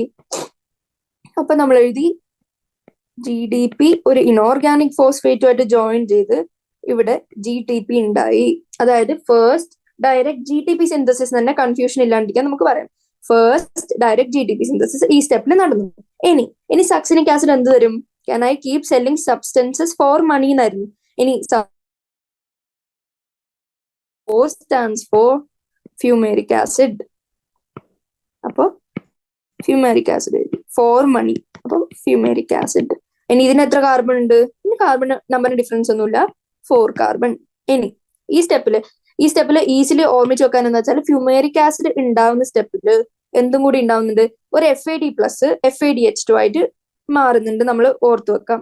അപ്പൊ നമ്മൾ ഈ FH തന്നെ ആയിരിക്കും ഫ്യൂമാരിക് ആസിഡ് ഉണ്ടാകുമ്പോൾ കൂടെ എന്തും ഉണ്ടാവുന്നുണ്ട്, FAD പ്ലസ് മാറിയിട്ട് FADH2 കൂടെ സിന്തസൈസ്ഡ് ആവുന്നുണ്ട്. ഇനി ഇതിന്റെ എൻസൈം ഏതാ? Enzyme succinate dehydrogenase. Succinate dehydrogenase നമുക്കറിയാം എന്താ, ഹോൾ ക്രെബ്സ് സൈക്കിളിന്റെ സൈറ്റ് ഏതാ നമ്മൾ പഠിച്ചു? ഏതാ ഹോൾ ക്രെബ്സ് സൈക്കിളിന്റെ സൈറ്റ്? മെട്രിക്സ് ഓഫ് മൈറ്റോകോൺട്രിയ ആയിരുന്നു. മെട്രിക്സ് ഓഫ് മൈറ്റോകോൺട്രിയയിൽ നടക്കുന്ന ഈ ഹോൾ സൈക്കിളിലെ എല്ലാ എൻസൈംസും മെട്രിക്സിൽ തന്നെ ആയിരുന്നു മൈറ്റോകോൺട്രിയയുടെ. പക്ഷെ ഈ ഒരൊറ്റ എൻസൈം മാത്രം ഇന്നർ മെംബ്രെയിൻ ഓഫ് മൈറ്റോകോൺട്രിയയിലാണ്. അതുകൊണ്ട് അത് മോസ്റ്റ് റിപ്പീറ്റഡ്ലി ആസ്ക്ഡ് ക്വസ്റ്റ്യൻ ആണ്. എന്താ, all the enzymes are located in the matrix of mitochondria except which enzyme? Succinate dehydrogenase. അപ്പൊ അവിടെ നമ്മൾ എഴുതുന്നു സക്സിനേറ്റ് ഡീഹൈഡ്രോജനേസ്. അപ്പൊ സക്സിനേറ്റ് ഡീഹൈഡ്രോജനേസ് എവിടെയാ? ഇന്നർ മൈറ്റോകോൺട്രിയൽ മെംബ്രെയിനിലാണെന്ന് നമുക്ക് മനസ്സിലായി. Succinate dehydrogenase. ഇനി ലാസ്റ്റ് സ്റ്റെപ്പ് എന്താ? ഫോർ മണി എന്നായിരുന്നു. അപ്പൊ ഇനി എന്താ? ഇനി നമുക്ക് ആകെ ഒരു പ്രോഡക്റ്റും കൂടെ ഉള്ളൂ, അതാണ് മാലിക് ആസിഡ്. മാലിക് ആസിഡിന് എത്ര കാർബൺ ഉണ്ട്? 4 കാർബൺ. 4 കാർബൺ ഉള്ള കമ്പൗണ്ടായ മാലിക് ആസിഡ് ഉണ്ടായി. ഇനി ഈ സ്റ്റെപ്പ് കഴിഞ്ഞ് ഇനി ഈ സ്റ്റെപ്പിന്റെ അടുത്ത സ്റ്റെപ്പ് എന്താന്ന് വെച്ചാല് ഈ മാലിക് ആസിഡ് എന്താവും? ഒരു NAD പ്ലസിനെ NADH ആയിട്ട് മാറുമ്പോ ആ മാലിക് ആസിഡിന് ഡീഹൈഡ്രോജനേഷൻ നടന്ന് എന്താവും? ഓക്സാലോ അസറ്റിക് ആസിഡ് ആയിട്ട് പിന്നെയും മാറും. അപ്പൊ നമ്മളെ ഹോൾ സൈക്കിളിലൂടെ കംപ്ലീറ്റ് ആവാണ്. മാലിക് ആസിഡ് പിന്നെ ഓക്സാലോ അസറ്റിക് ആസിഡ് ആവാണ്. ഇനി ഓക്സാലോ അസറ്റിക് ആസിഡ് അടുത്ത turn of Krebs cycle undergo ചെയ്യാൻ അസറ്റൈൽ കോഎൻസൈമായിട്ട് ജോയിൻ ചെയ്ത് അടുത്ത ടേൺ ഓഫ് ക്രെബ്സ് സൈക്കിൾ. ഇനി ദിസ് സൈക്കിൾ റിപ്പീറ്റ്സ്. ഇത്രയാണ് നമ്മൾ പഠിച്ചത്. ഇനി ഈ ലാസ്റ്റ് സ്റ്റെപ്പ് മാലിക് ആസിഡിന് ഡീഹൈഡ്രോജനേഷൻ സംഭവിക്കുന്നതുകൊണ്ട് ഇതിന്റെ എൻസൈമിനെ നമ്മൾ എന്ത് വിളിച്ചു? മാലേറ്റ് ഡീഹൈഡ്രോജനേസ് എന്ന് വിളിച്ചു. ഇനി ഞാൻ ചോദിക്കട്ടെ, the whole cycle with the mnemonic is complete now. ഇനി നമ്മൾ അടുത്ത ചെയ്യാനുള്ള എന്താന്ന് വെച്ചാൽ ഞാൻ ചോദിക്കാണ്, ഇതിൽ എത്ര ഡീകാർബോക്സിലേഷൻ നടന്നു? നമുക്കറിയാം കാർബോക്സിലേഷൻ അതിന്റെ കീ. അപ്പോ കീറ്റോ ഗ്ലൂട്ടാറിക് ആസിഡ് ഉണ്ടാവുന്നതിന് മുമ്പും ഉണ്ടായിക്കഴിഞ്ഞ അടുത്ത സ്റ്റെപ്പിലും അതാണ് 2 decarboxylation reaction in 1 turn of Krebs cycle. അപ്പൊ 2 ഡീകാർബോക്സിലേഷൻ ആണെന്നറിയാം. ഏതൊക്കെ സ്റ്റെപ്പാ? കീറ്റോ ഗ്ലൂട്ടാറിക് ആസിഡ് ഉണ്ടാവുന്നതിന് മുമ്പും ഉണ്ടായി കഴിഞ്ഞ് അടുത്ത കൺവേർഷന്റെ സമയത്തും ആ 2 സ്റ്റെപ്സ്. ഇനി ഇവിടെ എത്ര പ്രാവശ്യം NAD പ്ലസ് NADH ആയി? ഇത് ചോദിക്കാൻ നമുക്കറിയാം NAD പ്ലസ് NADH ആവുന്ന 3 സ്റ്റെപ്സിലാണ്. ഒന്ന് ഐസോസിറ്റേറ്റ് ഒക്സാലോ സക്സിനിക് ആസിഡ് ആയപ്പോഴും, പിന്നെന്താ alpha keto glutaric acid succinyl coenzyme A ആയപ്പോഴും, പിന്നെ last malic acid oxalo acetic acid ആയപ്പോഴും. ഈ 3 സ്റ്റെപ്സിൽ അത് നോട്ട് ചെയ്ത് വെക്കാം. NADH ഉണ്ടാവുന്ന ഏതൊക്കെ സ്റ്റെപ്സ് ആണെന്ന് നോട്ട് ചെയ്ത് വെച്ചു. NADH ഉണ്ടാവുന്ന ഏതൊക്കെ സ്റ്റെപ്പാന്ന് നോട്ട് ചെയ്ത് വെച്ചു? 1, 2, 3. അതും നമുക്കറിയപ്പോ. ഇനി ഞാൻ ചോദിക്കട്ടെ, ഒരു FADH2 ഉണ്ടാവുന്നുണ്ട്. FAD പ്ലസ് FADH2 ആവുന്ന ഏത് സ്റ്റെപ്പാ? നമുക്കറിയാം F സ്റ്റാൻഡ്സ് ഫോർ ഫ്യൂമാരിക് ആസിഡ്. അപ്പൊ F എന്ന് വെച്ച് ഫ്യൂമാരിക് ആസിഡ് ഉണ്ടാവുന്ന, ഫ്യൂമാരിക് ആസിഡ് അടുത്ത സ്റ്റെപ്പിന് കൺഫ്യൂസ്ഡ് ആവരുത്. ഫ്യൂമാരിക് ആസിഡ് ഉണ്ടാവുന്ന സ്റ്റെപ്പിലാണ് FADH2ന്റെ സിന്തസിസ് ഉണ്ടായത്. ഇത്രയും കാര്യം നമ്മൾ നോക്കി. ഇനി ഞാൻ ചോദിക്കട്ടെ, ഇതിൽ സബ്സ്ട്രേറ്റ് ലെവൽ ഫോസ്ഫോർ റിലേഷൻ നടക്കുന്ന സ്റ്റെപ്പ് ഏതാ? എത്ര എണ്ണം ഉണ്ട്? ഇങ്ങനെ ഒരു ക്വസ്റ്റ്യൻ ചോദിച്ചാൽ എന്ത് പറയും? Substrate level phosphorylation. Substrate ഉപയോഗിച്ച് ഒരു പുറത്തുനിന്നൊരു ADP അല്ലെങ്കിൽ GDPന്റെ ഫോസ്ഫോറൈലേഷൻ സംഭവിച്ച് ATP അല്ലെങ്കിൽ GTP ഉണ്ടാവുകയാണ്. അത് എവിടെയാണ് നടന്നത്? നമുക്കറിയാം ഏത് സ്റ്റെപ്പാ? സക്സിനൈൽ കോഎൻസൈമേ സക്സിനിക് ആസിഡ് ആവുന്ന സ്റ്റെപ്പിലാണ് സബ്സ്ട്രേറ്റ് ലെവൽ ഫോസ്ഫോറിലേഷൻ. അല്ലെങ്കിൽ ഫസ്റ്റ് ഡയറക്റ്റ് GTP സിന്തസിസ് നടക്കുന്നതും, അല്ലെങ്കിൽ ഇവിടെ മിസ്റ്റേക്ക് പറ്റി, സിന്തേസ് അല്ല സിന്തസിസ്. അപ്പൊ ഇത്രയും, അപ്പൊ ഫസ്റ്റ് ആൻഡ് ലാസ്റ്റ് അല്ലെങ്കിൽ ആകെ ഒരു സബ്സ്ട്രേറ്റ് ലെവൽ ഫോസ്ഫോറിലേഷൻ ഏത് സ്റ്റെപ്പാണ് നമ്മൾ പഠിച്ചു? സക്സിനൈൽ കോഎൻസൈമ് സക്സിനിക് ആസിഡ് ആകുമ്പോഴാണ്. അത് SSS എന്ന് പറഞ്ഞ് നമുക്ക് മെമ്മറൈസ് ചെയ്യാൻ പറ്റും. എന്താ SSS എന്ന് പറഞ്ഞാൽ എന്താ? സക്സിനൈൽ കോഎൻസൈമിന്റെ S, സക്സിനിക് ആസിഡിന്റെ S, സബ്സ്ട്രേറ്റ് ലെവൽ ഫോസ്ഫോറിലേഷന്റെ S. അപ്പൊ നമുക്കറിയാം സബ്സ്ട്രേറ്റ് ലെവൽ ഫോസ്ഫോറിലേഷൻ എവിടെയാണ് നടന്നതാണ്. ഇനി എന്താ? ഇത്രയും കാര്യങ്ങൾ നമ്മൾ പഠിച്ചു.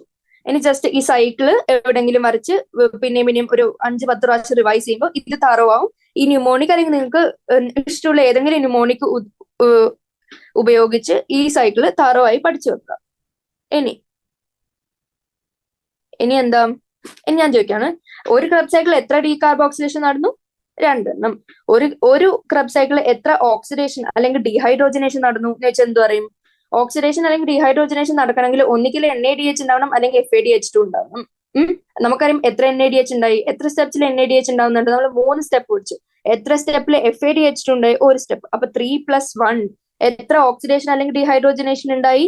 4 ഓക്സിഡേഷൻ അല്ലെങ്കിൽ ഡീഹൈഡ്രോജനേഷൻ ഉണ്ടായി. അതും നമ്മൾ പഠിച്ചു. ഇനി നമുക്കറിയാം ഒരു ക്രബ് സൈക്കിളില് ഒരു ടേണില് ഒരു അസിറ്റൈൽ കോഎൻസൈമെ ഉപയോഗിച്ചാണ് the whole cycle takes place. അപ്പോ ഒരു അസിറ്റൈൽ കോഎൻസൈമെ, അത് ഞാൻ ജസ്റ്റ് സൈഡിൽ എഴുതി വെക്കാം അല്ലെങ്കിൽ താഴെ എഴുതി വെക്കാം. ഒരു അസിറ്റൈൽ കോഎൻസൈം A, ഒരു അസിറ്റൈൽ കോഎൻസൈമെ ഒരു ക്രബ് സൈക്കിളിൽ ഉപയോഗിക്കാണല്ലോ. ഒരു ക്രബ് സൈക്കിളിൽ ഒരു അസിറ്റൈൽ കോഎൻസൈം ഉണ്ടായി. എന്തൊക്കെ പ്രോഡക്ട്സ് നമുക്ക് കിട്ടി? 3 NADH നമുക്ക് കിട്ടി, നമുക്കറിയാം. 3 NADH. ഇനി ഞാൻ ചോദിക്കട്ടെ, എത്ര FADH2 കിട്ടി? ഒരു FADH2. എത്ര ഡയറക്റ്റ് GTP അല്ലെങ്കിൽ ATP കിട്ടി? ഒരൊറ്റ ഡയറക്റ്റ് GTP. ഇനി എത്ര CO2 റിമൂവൽ നടന്നു? അപ്പൊ CO2 എത്ര CO2 ആണ് ഇതിൽ നിന്ന് ഇവോൾവ് ആയത്? എത്ര? 2 CO2. ഇനി ഇത് ഒരു അസിറ്റൈൽ കോഎൻസൈമ് അല്ലെങ്കിൽ 1 ടേൺ ഓഫ് ക്രബ് സൈക്കിളിന്റെ കാര്യത്തിലാണ് പറഞ്ഞത്. ഇനി ഞാൻ ചോദിക്കാണ്, ഒരു ഗ്ലൂക്കോസ്, ഇൻ കേസ് ഒരു ഗ്ലൂക്കോസ് എന്നാണ് ക്വസ്റ്റ്യൻ ചോദിക്കുന്നെങ്കിൽ, ഒരു ഗ്ലൂക്കോസ് നമുക്കറിയാം ഒരു ഗ്ലൂക്കോസ് ഉണ്ടാക്കുന്നത് 2 അസിറ്റൈൽ കോഎൻസൈമെയാണ്. നമുക്കറിയാം ഒരു ഗ്ലൂക്കോസിന്റെ ഗ്ലൈക്കോളിസിന്റെ എൻഡ് പ്രൊഡക്റ്റിൽ 2 പൈറുവിക് ആസിഡ് കിട്ടും. അങ്ങനെ എത്ര അസിറ്റൈൽ കോഎൻസൈമെ കിട്ടും? 2 അസിറ്റൈൽ കോഎൻസൈമെ കിട്ടും. ഇങ്ങനെ 2 അസിറ്റൈൽ കോഎൻസൈമെ ഉണ്ടാവുമ്പോൾ നമുക്ക് കാൽക്കുലേഷൻ മാറി എന്ത് മനസ്സിലാവും? 3 NADH എന്നുള്ളത് ഡബിൾ ആവും. ഡബിൾ ആവുമ്പോൾ 6 NADH ആയി. 2 ടേൺ ആണെന്ന് നമുക്കറിയാം. ഒരു per glucose molecule 2 turn of Krebs cycle ആണെന്ന് നമുക്കറിയാം. അപ്പോ 6 NADH ഉണ്ടായി. FADH2 എത്ര ഉണ്ടായി? ഡബിൾ 2 FADH2 ആയി. അല്ലെങ്കിൽ അത് കഴിഞ്ഞ് 2 ഡയറക്റ്റ് GTP ആയി. CO2 എത്ര? 4 CO2. ഇത്രയും കാര്യങ്ങൾ പഠിച്ചു വെക്കാം, മനസ്സിലാക്കി വെക്കാം. ഇത്രയും കാര്യങ്ങൾ കഴിഞ്ഞു. ഇനി ഇതിൽ നിന്ന് ജസ്റ്റ് ചോദിക്കാണ്, ഇതിൽ നിന്ന് ടോട്ടലി ഇനിയും സ്റ്റെപ്സ് ബാക്കിയുണ്ട്. ഇതിൽ ഉണ്ടാവുന്ന NADH ഉം FADH ഉം ഇനി ഇലക്ട്രോൺ ട്രാൻസ്പോർട്ട് സിസ്റ്റം അല്ലെങ്കിൽ ഇലക്ട്രോൺ ട്രാൻസ്പോർട്ട് ചെയിനിന്റെ എൻഡിൽ പോയി ആ പ്രോസസ്സും അണ്ടർഗോ ചെയ്യുമ്പോൾ എന്തുണ്ടാവും? ATP ഉണ്ടാവും. അപ്പൊ അങ്ങനെ ചോദിക്കാണ്, ഇതിന്റെ മാത്രം ബേസിസിൽ എത്ര ATP ഉണ്ടായെന്ന് വെച്ചാൽ നമ്മൾ എന്ത് പറയണം? നമുക്കറിയാം ഒരു NADH എത്ര ATP ഉണ്ടാക്കും? ഒരു NADH 3 ATP ഉണ്ടാക്കും. അപ്പോ × 3. ഒരു FADH എത്ര? 2 ATP ഉണ്ടാക്കും. ആൻഡ് ഒരു GTP ഇവിടെ ഡയറക്റ്റ് കിട്ടി. ഇപ്പൊ എത്ര എണ്ണായി? 3 × 3 എത്രയാ? 9. 2 × 1 2. ഇവിടുന്ന് ഒരു 1. ഇപ്പൊ എത്ര ടോട്ടൽ ATP? ഇനി ഒരു ഗ്ലൂക്കോസ് ആണ് ചോദിക്കുന്നത്, നമുക്കറിയാം 2 ക്രബ് സൈക്കിൾ 2 അസിറ്റൈൽ കോഎൻസൈം. അപ്പൊ എത്ര ATP ഉണ്ടാവും ടോട്ടൽ? 24 ATPs. ഇത്രയും കാര്യം നമ്മൾ പഠിച്ചു. ഇനി ഞാൻ ജസ്റ്റ് റിവൈസ് ചെയ്യാൻ ഒരു ക്വസ്റ്റ്യൻ ചോദിക്കാണ്. എന്ത്? How many direct ATPs are formed from Krebs cycle from 1 glucose molecule? ഒരു ഗ്ലൂക്കോസ് മോളിക്യൂളിന് എത്ര ഡയറക്റ്റ് ATP കിട്ടി? ഓപ്ഷൻ തരാം: 12, 24, 2, 4. എന്തായിരിക്കും ആൻസർ? ഒരു ഗ്ലൂക്കോസ് മോളിക്യൂളിന് എത്ര ഡയറക്റ്റ് ATP കിട്ടി? ഒരു ഗ്ലൂക്കോസ് മോളിക്യൂളിന് 2 acetyl coenzyme, 2 turn of Krebs cycle, അപ്പൊ 2 ഡയറക്റ്റ് GTP. അപ്പൊ ആൻസർ എന്താവും? 2. ഇനി അടുത്ത ക്വസ്റ്റ്യൻ, എത്ര ഡയറക്റ്റ് ATP, എത്ര റെഡ്യൂസ്ഡ് കോഎൻസൈംസ് ആണ് ഒബ്റ്റെയിൻഡ്? എത്ര റെഡ്യൂസ്ഡ് കോഎൻസൈം ഒബ്റ്റെയിൻ ചെയ്തു at the end of 1 citric acid cycle അല്ലെങ്കിൽ ക്രബ് സൈക്കിൾ? നമുക്കറിയാം റെഡ്യൂസ്ഡ് കോഎൻസൈം എന്താ? NADH. എത്ര NADH? 3 NADH.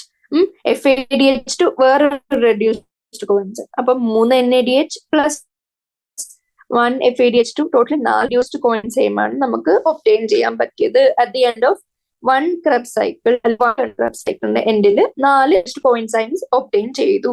ഇത്രയും കാര്യം നമ്മൾ പഠിച്ചു. ഇനി ജസ്റ്റ് NCERT ഒന്ന് വായിച്ചു നോക്കുമ്പോൾ തന്നെ നമുക്ക് മനസ്സിലാവും. പിന്നെ ഒരു കൺഫ്യൂസിങ് പോയിന്റ് എന്താണെന്ന് വെച്ചാൽ ഇവിടെ ഇക്വേഷൻ കൊടുത്തിട്ടുണ്ട് NCERT-യിൽ. അപ്പൊ ഇക്വേഷൻ നോക്കുമ്പോൾ നമുക്ക് മനസ്സിലാവും pyruvic acid plus 4 NAD plus FAD plus എന്ന് കൊടുത്തിട്ടുണ്ട്. അപ്പൊ നമ്മൾ വിചാരിക്കും ഇതിൽ Krebs cycle ആക്ച്വലി 3 NAD പ്ലസിനെ നമ്മൾ ഡിസ്കസ് ചെയ്തിട്ടു. അപ്പൊ നമ്മൾ മനസ്സിലാക്കണം ഇത് Krebs cycle ഇക്വേഷൻ അല്ല, Krebs cycle പ്ലസ് ലിങ്ക് റിയാക്ഷന്റെ കമ്പൈൻഡ് ഇക്വേഷൻ ആണ് ഇവിടെ കൊടുത്തിരിക്കുന്നത്. അങ്ങനെ നോക്കുമ്പോൾ നമുക്ക് മനസ്സിലാവും ബാക്കിയൊക്കെ കറക്റ്റ് ആണ്. മൈറ്റോകോൺഡ്രിയൽ മെട്രിക്സിൽ ആക്ച്വലി കൺഫ്യൂഷൻ വരുന്ന പോയിന്റ് എന്ന് വെച്ചാൽ നമ്മൾ ആരോ മാർക്കിൽ മൈറ്റോകോൺഡ്രിയൽ മെട്രിക്സ് എന്നാണെന്ന് നമ്മൾ വിചാരിക്കും ഇത് Krebs cycle ഇക്വേഷൻ ആണ്. Krebs cycle ഇക്വേഷൻ ആണ് 3 NAD പ്ലസ് വരാൻ പറ്റുള്ളൂ. അപ്പൊ നമ്മൾ ഇസ് ദിസ് സ്റ്റേറ്റ്മെന്റ് കറക്റ്റ് എന്ന് വെച്ചാൽ നമ്മൾ പെട്ടെന്ന് റോങ് എന്ന് എഴുതാൻ ചാൻസ് ഉണ്ട്. പക്ഷെ നമ്മൾ മനസ്സിലാക്കണം ഇത് പൈറുവിക് ആസിഡിനും കൂടെ കാണുമ്പോൾ നമ്മൾ ഉറപ്പായിട്ടും കൺഫേം ചെയ്യണം ഇത് Krebs cycle പ്ലസ് ലിങ്ക് റിയാക്ഷന്റെ ഇക്വേഷൻ ആണ്. അപ്പൊ അങ്ങനെ തെറ്റിപ്പോവാണ്ട് നോക്കാം. ഇനി അടുത്ത നമ്മൾ നോക്കുകയാണ് ഇലക്ട്രോൺ ട്രാൻസ്പോർട്ട് സിസ്റ്റം അല്ലെങ്കിൽ ഓക്സിഡേറ്റീവ് ഫോസ്ഫോറിലേഷൻ. അത് രണ്ടിനെയും നമ്മൾ പഠിക്കാൻ പോവാണ്. ഇനി ഞാൻ ചോദിക്കട്ടെ, ഇത്രയും കാര്യങ്ങൾ ഉണ്ടായി, ഒരു ഡയറക്റ്റ് GTP ഉണ്ടായി, 4 റെഡ്യൂസ്ഡ് കോഎൻസൈംസ് അല്ലെങ്കിൽ 3 NADH2 3 NADH-ഉം ഒരു FADH2 ഉണ്ട്. ഇനി നമ്മൾ എന്തിനാ ഇലക്ട്രോൺ ട്രാൻസ്പോർട്ട് സിസ്റ്റം ഉണ്ടാക്കണം? നമുക്കറിയാം ഈ റെസ്പിറേഷൻ പഠിക്കുന്നതിന്റെ ഹോൾ പേർപ്പസ് എന്താ? റെസ്പിറേഷൻ പഠിക്കുന്നത് എനർജി ഉണ്ടാക്കാനാണ്. ഇതുവരെ നമുക്ക് എനർജി എന്തെങ്കിലും കിട്ടിയോ? FADH2ഉം NADH-ഉം കിട്ടിയ എനർജി ആയോ? ആകെ നമുക്ക് ഒരു GTP കിട്ടിയിട്ടുള്ളൂ. നെറ്റ് ഗെയിൻ ഓഫ് ATP ഗ്ലൈക്കോളിസിസിൽ 2 എന്ന് പറയാം. അല്ലാണ്ട് നമുക്ക് വലിയ കാര്യത്തിൽ എനർജി ഒന്നും കിട്ടിയിട്ടില്ലല്ലോ. അപ്പൊ നമുക്ക് മനസ്സിലാവും ഈ Krebs cycle-ലെ കുറെ NADH-ഉം FADH2ഉം ഉണ്ടാവുന്നത്. ഇനി അവരെ എന്ത് ചെയ്യണം? അവരെ പതുക്കെ നമ്മൾ ഒരു H+ ഗ്രേഡിയന്റ് ഉണ്ടാക്കണം. അതായത് ഒരു H+ ഗ്രേഡിയന്റ് എന്ന് വെച്ചാൽ ഇതാണ് നമ്മുടെ മൈറ്റോകോൺഡ്രിയ. ഇത് ഇന്നർ മെംബ്രെയിന്റെ ഫോൾഡിങ്സ് അല്ലെങ്കിൽ ക്രിസ്റ്റേ. ഇത് മൈറ്റോകോൺഡ്രിയ. ഇനി ഇത് ഇന്റർ മെംബ്രെയിൻ സ്പേസ് ആണെന്ന് വിചാരിച്ചോ. ഇത്രയും ഭാഗം ഇന്റർ മെംബ്രെയിൻ സ്പേസ്. ഇനി നമ്മൾ എന്താ ചെയ്യേണ്ടത്? നമ്മൾ നോക്കുമ്പോൾ ഇനി നമ്മുടെ പേർപ്പസ് എന്താന്ന് വെച്ചാൽ നമ്മളൊരു H+ ഗ്രേഡിയന്റ് ഉണ്ടാക്കണം. H+ ഗ്രേഡിയന്റ് എന്ന് പറഞ്ഞാൽ ഒരു സ്ഥലത്തെ H+ കൂട്ടി ഒരു സ്ഥലത്തെ H+ കുറക്കണം. അങ്ങനെ ഒരു H+ ഗ്രേഡിയന്റ് ഉണ്ടാക്കണം. H+ ഗ്രേഡിയന്റ് ഉണ്ടാക്കാൻ എന്താ പറയാം? നമുക്ക് ഓൾറെഡി അറിയാം Krebs cycle-ന്റെ എൻഡിൽ കുറെ NADH-ഉം FADH-ഉം നമുക്ക് റെഡ്യൂസ്ഡ് കോഎൻസൈം എന്ന് ജസ്റ്റ് ഒന്ന് എഴുതാം. റെഡ്യൂസ്ഡ് കോഎൻസൈം ഉണ്ടായത് ഫുൾ മെട്രിക്സിലാണ്. ഈ മെട്രിക്സിലെ NADH-ന്റെയും FADH2-ന്റെയും H+ എടുത്ത് നമ്മൾ എങ്ങോട്ട് കൊടുക്കും? ഇവിടെ ഇന്റർ മെംബ്രെയിൻ സ്പേസിൽ കൊടുക്കും. ഈ ഇന്റർ മെംബ്രെയിൻ സ്പേസിൽ H+ന്റെ എമൗണ്ട് നമ്മൾ കൂട്ടാണ്. H+ന്റെ എമൗണ്ട് കൂട്ടുമ്പോൾ നമുക്ക് ഗ്രേഡിയന്റ് ഉണ്ടായി. ഗ്രേഡിയന്റ് ഉണ്ടാകുമ്പോൾ എന്താ ഗുണം? നമ്മൾ എന്തിനാ ഇതൊക്കെ ചെയ്യുന്നത് എന്താന്ന് വെച്ചാല് ഇവിടുത്തെ ഗ്രേഡിയന്റ് ഉണ്ടാവുമ്പോ എന്ത് സംഭവിക്കും? ഗ്രേഡിയന്റ് ഉണ്ടാവുമ്പോഴാണ് ഒരു H+ കുറഞ്ഞ സ്ഥലത്തുനിന്ന് കൂടിയ സ്ഥലത്തേക്ക് നമുക്കൊരു ട്രാൻസ്പോർട്ട് നടക്കും, അല്ലെങ്കിൽ ട്രാൻസ്ഫർ ഓഫ് ഇലക്ട്രോൺസ് നടക്കും. ഇലക്ട്രോൺസ് നടക്കണമെങ്കിൽ നമ്മൾ എന്ത് ചെയ്യണം? ട്രാൻസ്ഫർ ഓഫ് ഇലക്ട്രോൺസ് നടക്കണമെങ്കിൽ നമ്മൾ ആദ്യം ഇവിടെ മെട്രിക്സിൽ ഓൾറെഡി ഉണ്ടായ NADH അല്ലെങ്കിൽ FADH2-ന്റെ H+ എടുത്ത് നമ്മൾ മെട്രിക്സിലേക്ക് കൊടുക്കണം. അതായത് നമുക്ക് ഇതുവരെ ഓൾറെഡി മെട്രിക്സിലാണ് നമ്മുടെ എന്തൊക്കെ ഉള്ളത്? NADH-ഉം FADH2 ഉള്ളത്. ആ NADH-നെ FADH2-നെയും ട്രാൻസ്ഫർ ഓഫ് ഇലക്ട്രോൺ ഉപയോഗിച്ച് H+ എടുത്ത് മെട്രിക്സിന്ന് ഇന്റർ മെംബ്രെയിൻ സ്പേസിലേക്ക് കൊടുക്കണം. ഞാൻ ഒന്നും കൂടി റിപ്പീറ്റ് ചെയ്യാം. ഇവിടെ ഓൾറെഡി ഈ മെട്രിക്സില് ഓൾറെഡി NADH-ഉം FADH2 ഉണ്ട്. ഇവിടുത്തെ ഈ H-ൽ നിന്നെടുത്ത് H+ ആക്കി കൊടുത്ത് ആ H+നെ എടുത്ത് നമ്മൾ ഇങ്ങോട്ട് ഇടുമ്പോ എന്താ? ഇവിടെ H+ കൂടി, ഇവിടെ H+ കുറഞ്ഞു, അവിടെ H+ കൂടി കുറഞ്ഞു, അവിടെ ഒരു ഗ്രേഡിയന്റ് ഉണ്ടായി. ആ ഗ്രേഡിയന്റ് ഉണ്ടാകുമ്പോ എന്താ പറ്റുക? ഗ്രേഡിയന്റ് ഉണ്ടാകുമ്പോ ആ ഗ്രേഡിയന്റിനെ ഓവർകം ചെയ്താൽ കുറച്ച് എനർജി റിലീസ്ഡ് ആവും നമുക്കറിയാം. ആ എനർജി റിലീസ്ഡ് ആവുന്നത് ആ എനർജിയാണ് റെസ്പിറേഷന്റെ എൻഡ് പ്രോഡക്റ്റിൽ നമുക്ക് ഇവിടെ യൂട്ടിലൈസ്ഡ് അല്ലെങ്കിൽ യൂട്ടിലൈസബിൾ ആയിട്ടുള്ള കറൻസി അല്ലെങ്കിൽ ATP ആയിട്ട് സ്റ്റോർ ചെയ്ത് വെച്ചിരിക്കുന്ന എനർജി. ഇത്രയും കാര്യം പഠിച്ചു. ഇനി ഈ എനർജി എങ്ങനെ ഉണ്ടാവുന്നത്? എനർജി ഉണ്ടാവുന്ന വെച്ചാൽ ഇവിടെ കുറെ ഇലക്ട്രോൺ കാരിയേഴ്സ് ഉണ്ട്. ഈ ഇന്നർ മൈറ്റോകോൺഡ്രിയൽ മെംബ്രെയിനിൽ കുറെ ഇലക്ട്രോൺസ് ഉണ്ട്. ഈ ഇലക്ട്രോൺസ് ഇങ്ങനെ അവിടുന്ന് അടുത്ത കാരിയേഴ്സിന് ഒരു കാരിയറിന് അടുത്ത കാരിയറിൽ ഇങ്ങനെ ജമ്പ് ചെയ്ത് കളിക്കുമ്പോൾ അവിടെ ഒരു എനർജി ഉണ്ടാവാണ്. ആ എനർജി ഉപയോഗിച്ച് NADH H+ മാറ്റി നമ്മൾ ഇന്റർ മെംബ്രെയിൻ സ്പേസിൽ കൊടുത്തു. അത് ഓവർകം ചെയ്ത് അടുത്ത പ്രോസസ് അല്ലെങ്കിൽ കെമിയോ ഓസ്മോട്ടിക് സിന്തസിസ്, ഒരു കെമിയോ ഓസ്മോസിസ് എന്ന് പറഞ്ഞ പ്രോസസ് നമ്മൾ പഠിക്കും. ആ പ്രോസസ്സിൽ കൂടി നമ്മൾ ഒരു ഗ്രേഡിയന്റ് ഉണ്ടാക്കിയല്ലോ, ആ ഗ്രേഡിയന്റ് തിരിച്ച് നമ്മൾ കൊടുക്കുമ്പോൾ കുറച്ച് എനർജി റിലീസ്ഡ് ആവും. അങ്ങനെയാണ് ATP as a whole synthesize ആവുന്നത്. അപ്പൊ അങ്ങനെ നോക്കുകയാണെങ്കിൽ ETS അല്ലെങ്കിൽ ഇലക്ട്രോൺ ട്രാൻസ്പോർട്ട് സിസ്റ്റം അല്ലെങ്കിൽ ഇലക്ട്രോൺ ട്രാൻസ്പോർട്ട് ചെയിൻ നടക്കുന്ന എവിടുന്ന ഇന്ന മൈറ്റോകോൺഡ്രിയൽ മെംബ്രെയിൻ സൈറ്റ് നമുക്കറിയാം, ഇന്ന മൈറ്റോകോൺഡ്രിയൽ മെംബ്രെയിൻ. ഇനി ഈ പ്രോസസ്സ് നടക്കാൻ എത്ര കോംപ്ലക്സ് ആവശ്യമുണ്ട്? നമുക്ക് ആദ്യം നമ്മൾ നമ്മുടെ NCERT ക്ലിയർ ആയി കൊടുത്തിട്ടുണ്ട്. ഫസ്റ്റ് കോംപ്ലക്സ് എന്താ? NADH dehydrogenase. അതാണ് കോംപ്ലക്സ് 1. അത് എന്തുകൊണ്ടാണ് ഉണ്ടാക്കിയെന്ന് വെച്ചാൽ നമ്മൾ ഈ സൈഡിലെ ഡയഗ്രത്തിൽ നമ്മൾ കണ്ടാൽ മനസ്സിലാവും. എന്താ? കോംപ്ലക്സ് 1 FES FMN ഉപയോഗിച്ചാണ് ഈ കോംപ്ലക്സ് ഉണ്ടാക്കിയത്. ഇനി നമ്മൾ കോംപ്ലക്സ് 2 ഡിസ്കസ് ചെയ്യാണ്. കോംപ്ലക്സ് 2 പേരെന്താ? Succinate dehydrogenase. അതും ടെക്സ്റ്റിൽ കൊടുത്തിട്ടുണ്ട്, succinate dehydrogenase. Succinate dehydrogenase complex 2. Complex 3 എന്താ? സൈറ്റോക്രോം BC1 കോംപ്ലക്സ് അല്ലെങ്കിൽ സൈറ്റോക്രോം C റിഡക്ടേസ്. ഇനി കോംപ്ലക്സ് 4 എന്താ? സൈറ്റോക്രോം C ഓക്സിഡേസ് കോംപ്ലക്സ് അല്ലെങ്കിൽ സൈറ്റോക്രോം A3 കോംപ്ലക്സ്. ഇനി ഫൈനലി കോംപ്ലക്സ് 5 ATP സിന്തേസ് അല്ലെങ്കിൽ F0 F1 കോംപ്ലക്സ്. 5 കോംപ്ലക്സ് ഉണ്ട് നമ്മൾ പഠിച്ചു. എവിടെ? ഇന്ന മൈറ്റോകോൺഡ്രിയൽ മെംബ്രെയിനിൽ 5 കോംപ്ലക്സ് ഉണ്ട്. പക്ഷെ ഞാൻ ചോദിക്കട്ടെ, ഈ 5 കോംപ്ലക്സ് നമുക്ക് വേണോ ഈ ഇലക്ട്രോൺ ട്രാൻസ്പോർട്ട് സിസ്റ്റം നടത്താൻ? വേണ്ട. ഇലക്ട്രോൺ ട്രാൻസ്പോർട്ട് ചെയിൻ അല്ലെങ്കിൽ ഇലക്ട്രോൺ ട്രാൻസ്പോർട്ട് സിസ്റ്റം നടത്താൻ നമ്മൾ 5 കോംപ്ലക്സിന്റെ ആവശ്യമില്ല. നമ്മൾ ആക്ച്വലി 4 കോംപ്ലക്സസ് ഈ പ്രോസസ്സിന് ഉപയോഗിക്കുന്നുള്ളൂ. ബാക്കി ഒരു കോംപ്ലക്സ് അല്ലെങ്കിൽ ബാക്കി വരുന്ന ATP സിന്തേസ് എന്ന് പറഞ്ഞ കോംപ്ലക്സ് നമ്പർ 5 നമ്മൾ ഉപയോഗിക്കുന്നത് കെമിയോ ഓസ്മോസിസ് എന്ന് പറഞ്ഞ പ്രോസസ്സിനാണ്. അപ്പൊ നമുക്ക് മനസ്സിലായി. ഇപ്പൊ ഞാൻ ഒരു എക്സാമ്പിൾ പറയാം. നമ്മുടെ വലത്തെ കയ്യിൽ 5 വിരലുണ്ടെന്ന് പറഞ്ഞ് നമ്മൾ റൈറ്റ് ചെയ്യാൻ 5 വിരൽ ഉപയോഗിച്ചിട്ടല്ലോ, നമുക്ക് കൺവീനിയൻസ് അനുസരിച്ചുള്ള വിരൽ മാത്രം ഉപയോഗിച്ചല്ലേ നമ്മൾ ഇത് നടത്തുന്നത്. അപ്പൊ നമ്മൾ എന്ത് മനസ്സിലാക്കി? എത്ര കോംപ്ലക്സ്? 5 കോംപ്ലക്സ് എന്ന് പറഞ്ഞാൽ 5ഉം ഉപയോഗിക്കുന്നില്ല. ETS ആകെ നമ്മൾ ഉപയോഗിക്കുന്ന 4 കോംപ്ലക്സസ്. ഇത്രയും കാര്യം മനസ്സിലായി. ഇനി 5 കോംപ്ലക്സ്, അതിന്റെ മറ്റേ പേര്, അതിന്റെ കണ്ടന്റ്സ്, എന്തുകൊണ്ടാണ് ഉണ്ടാക്കിയിരിക്കുന്നത്, ഇത്രയും കാര്യങ്ങൾ നമ്മൾ കണ്ടു. ഇനി ഞാൻ ഒരു കാര്യം പറയാം. നമുക്ക് ഇപ്പൊ ലാസ്റ്റ് നമുക്ക് കയ്യിൽ കിട്ടിയിരിക്കുന്ന NADH FADH2 ആണ്. NADH FADH2. ഈ NADH FADH2 H+ ലൂസ് ചെയ്ത് നമ്മുടെ മെട്രിക്സിലെ H+ എടുത്ത് നമ്മൾ എവിടെ കൊണ്ട് കൊടുക്കുന്നു? ഇന്റർ മെംബ്രെയിനസ് സ്പേസ് അല്ലെങ്കിൽ ഇന്റർ മെംബ്രെയിനസ് സ്പേസിൽ കൊടുത്തു. അങ്ങനെയാണ് നമ്മൾ എന്തുണ്ടാക്കിയത്? ഗ്രേഡിയന്റ് ഉണ്ടാക്കിയത്. അപ്പൊ അങ്ങനെ കൊണ്ടുപോകണമെങ്കിൽ നമുക്ക് എന്ത് വേണം? ആദ്യം നമ്മൾ മനസ്സിലാക്കേണ്ടത് NADH FADH2. NADH FADH2. ഇതില് NADH ഉണ്ടാക്കാൻ ഏതൊക്കെ കോംപ്ലക്സ്, FADH ഉണ്ടാക്കാൻ ഏതൊക്കെ കോംപ്ലക്സ് ഞാൻ ജസ്റ്റ് സൈഡിൽ പറയാം. കോംപ്ലക്സ് 1, 3, 4. 1ഉം 3ഉം 4 ഉപയോഗിച്ചാണ് NADH ഉണ്ടാക്കുന്നത്. 2ഉം 3ഉം 4 ഉപയോഗിച്ചാണ് FADH2 ഉണ്ടാക്കുന്നത്. ഇത് ആദ്യം പഠിച്ചോക്കാം. NADH ഏതൊക്കെ കോംപ്ലക്സ്, FADH ഏതൊക്കെ കോംപ്ലക്സ്. കോംപ്ലക്സ് നമ്പർ 5 നമ്മൾ എന്തിനാ ഉപയോഗിക്കുന്നത്? കെമിയോ ഓസ്മോസിസിന് ഉപയോഗിച്ചു. അപ്പൊ ഇത്രയും കാര്യങ്ങൾ മനസ്സിലാക്കി. ഇനി നോക്കേണ്ടത്, ഇനി ഈ ഡയഗ്രം വെച്ച് നമുക്ക് പറയാൻ പറ്റും എന്താ? മെട്രിക്സിലാണ് നമ്മൾ NADH ഉണ്ടായത്. NADH എന്ത് ചെയ്യും? NADH NAD+ ആയി കോംപ്ലക്സ് 1ന്റെ സഹായത്തോടെ അതിൽ നിന്ന് 2 ഇലക്ട്രോൺസ്, എത്ര ഇലക്ട്രോൺസ്? 2 ഇലക്ട്രോൺ ട്രാൻസ്ഫർ ചെയ്യും. എങ്ങോട്ട്? കോംപ്ലക്സ് 1ന് കൈമാറും. കോംപ്ലക്സ് 1ന് 2 ഇലക്ട്രോൺ കൈമാറി ഇത് FMN കൊടുക്കും. FMN ഈ ഇലക്ട്രോൺ എന്ത് ചെയ്യും? FESന് കൊടുക്കും. FES ഈ ഇലക്ട്രോൺ എന്ത് ചെയ്യും? അടുത്ത കാരിയർ ആയ യുബിക്വിനോണിന് കൊടുക്കും. അപ്പോ ഈ ട്രാൻസ്ഫറിൽ ആക്ച്വലി എന്ത് നടക്കുന്നുണ്ട്? ഈ ട്രാൻസ്ഫറിൽ കോംപ്ലക്സ് 1 ഇന്റർ മെംബ്രെയിൻ സ്പേസിലേക്ക് 2 H+ പുഷ് ചെയ്ത് വിടുന്നുണ്ട്. എങ്ങനെ? ആദ്യം നമ്മൾ NADH plus H+. NADH എന്ത് ചെയ്തു? ഈ H+ എടുത്ത് ഈ NADH 2 ഇലക്ട്രോൺ ട്രാൻസ്ഫറിന്റെ കൂടെ 2 H+ കൂടെ നമ്മൾ ഇന്റർ മെംബ്രെയിൻ സ്പേസിൽ കൊടുത്തു. ഇനി ഫൈനലി ഇത് യുബിക്വിനോൺ എടുക്കും. ഈ 2 ഇലക്ട്രോൺ എന്ത് ചെയ്തു? യുബിക്വിനോൺ എടുത്തു.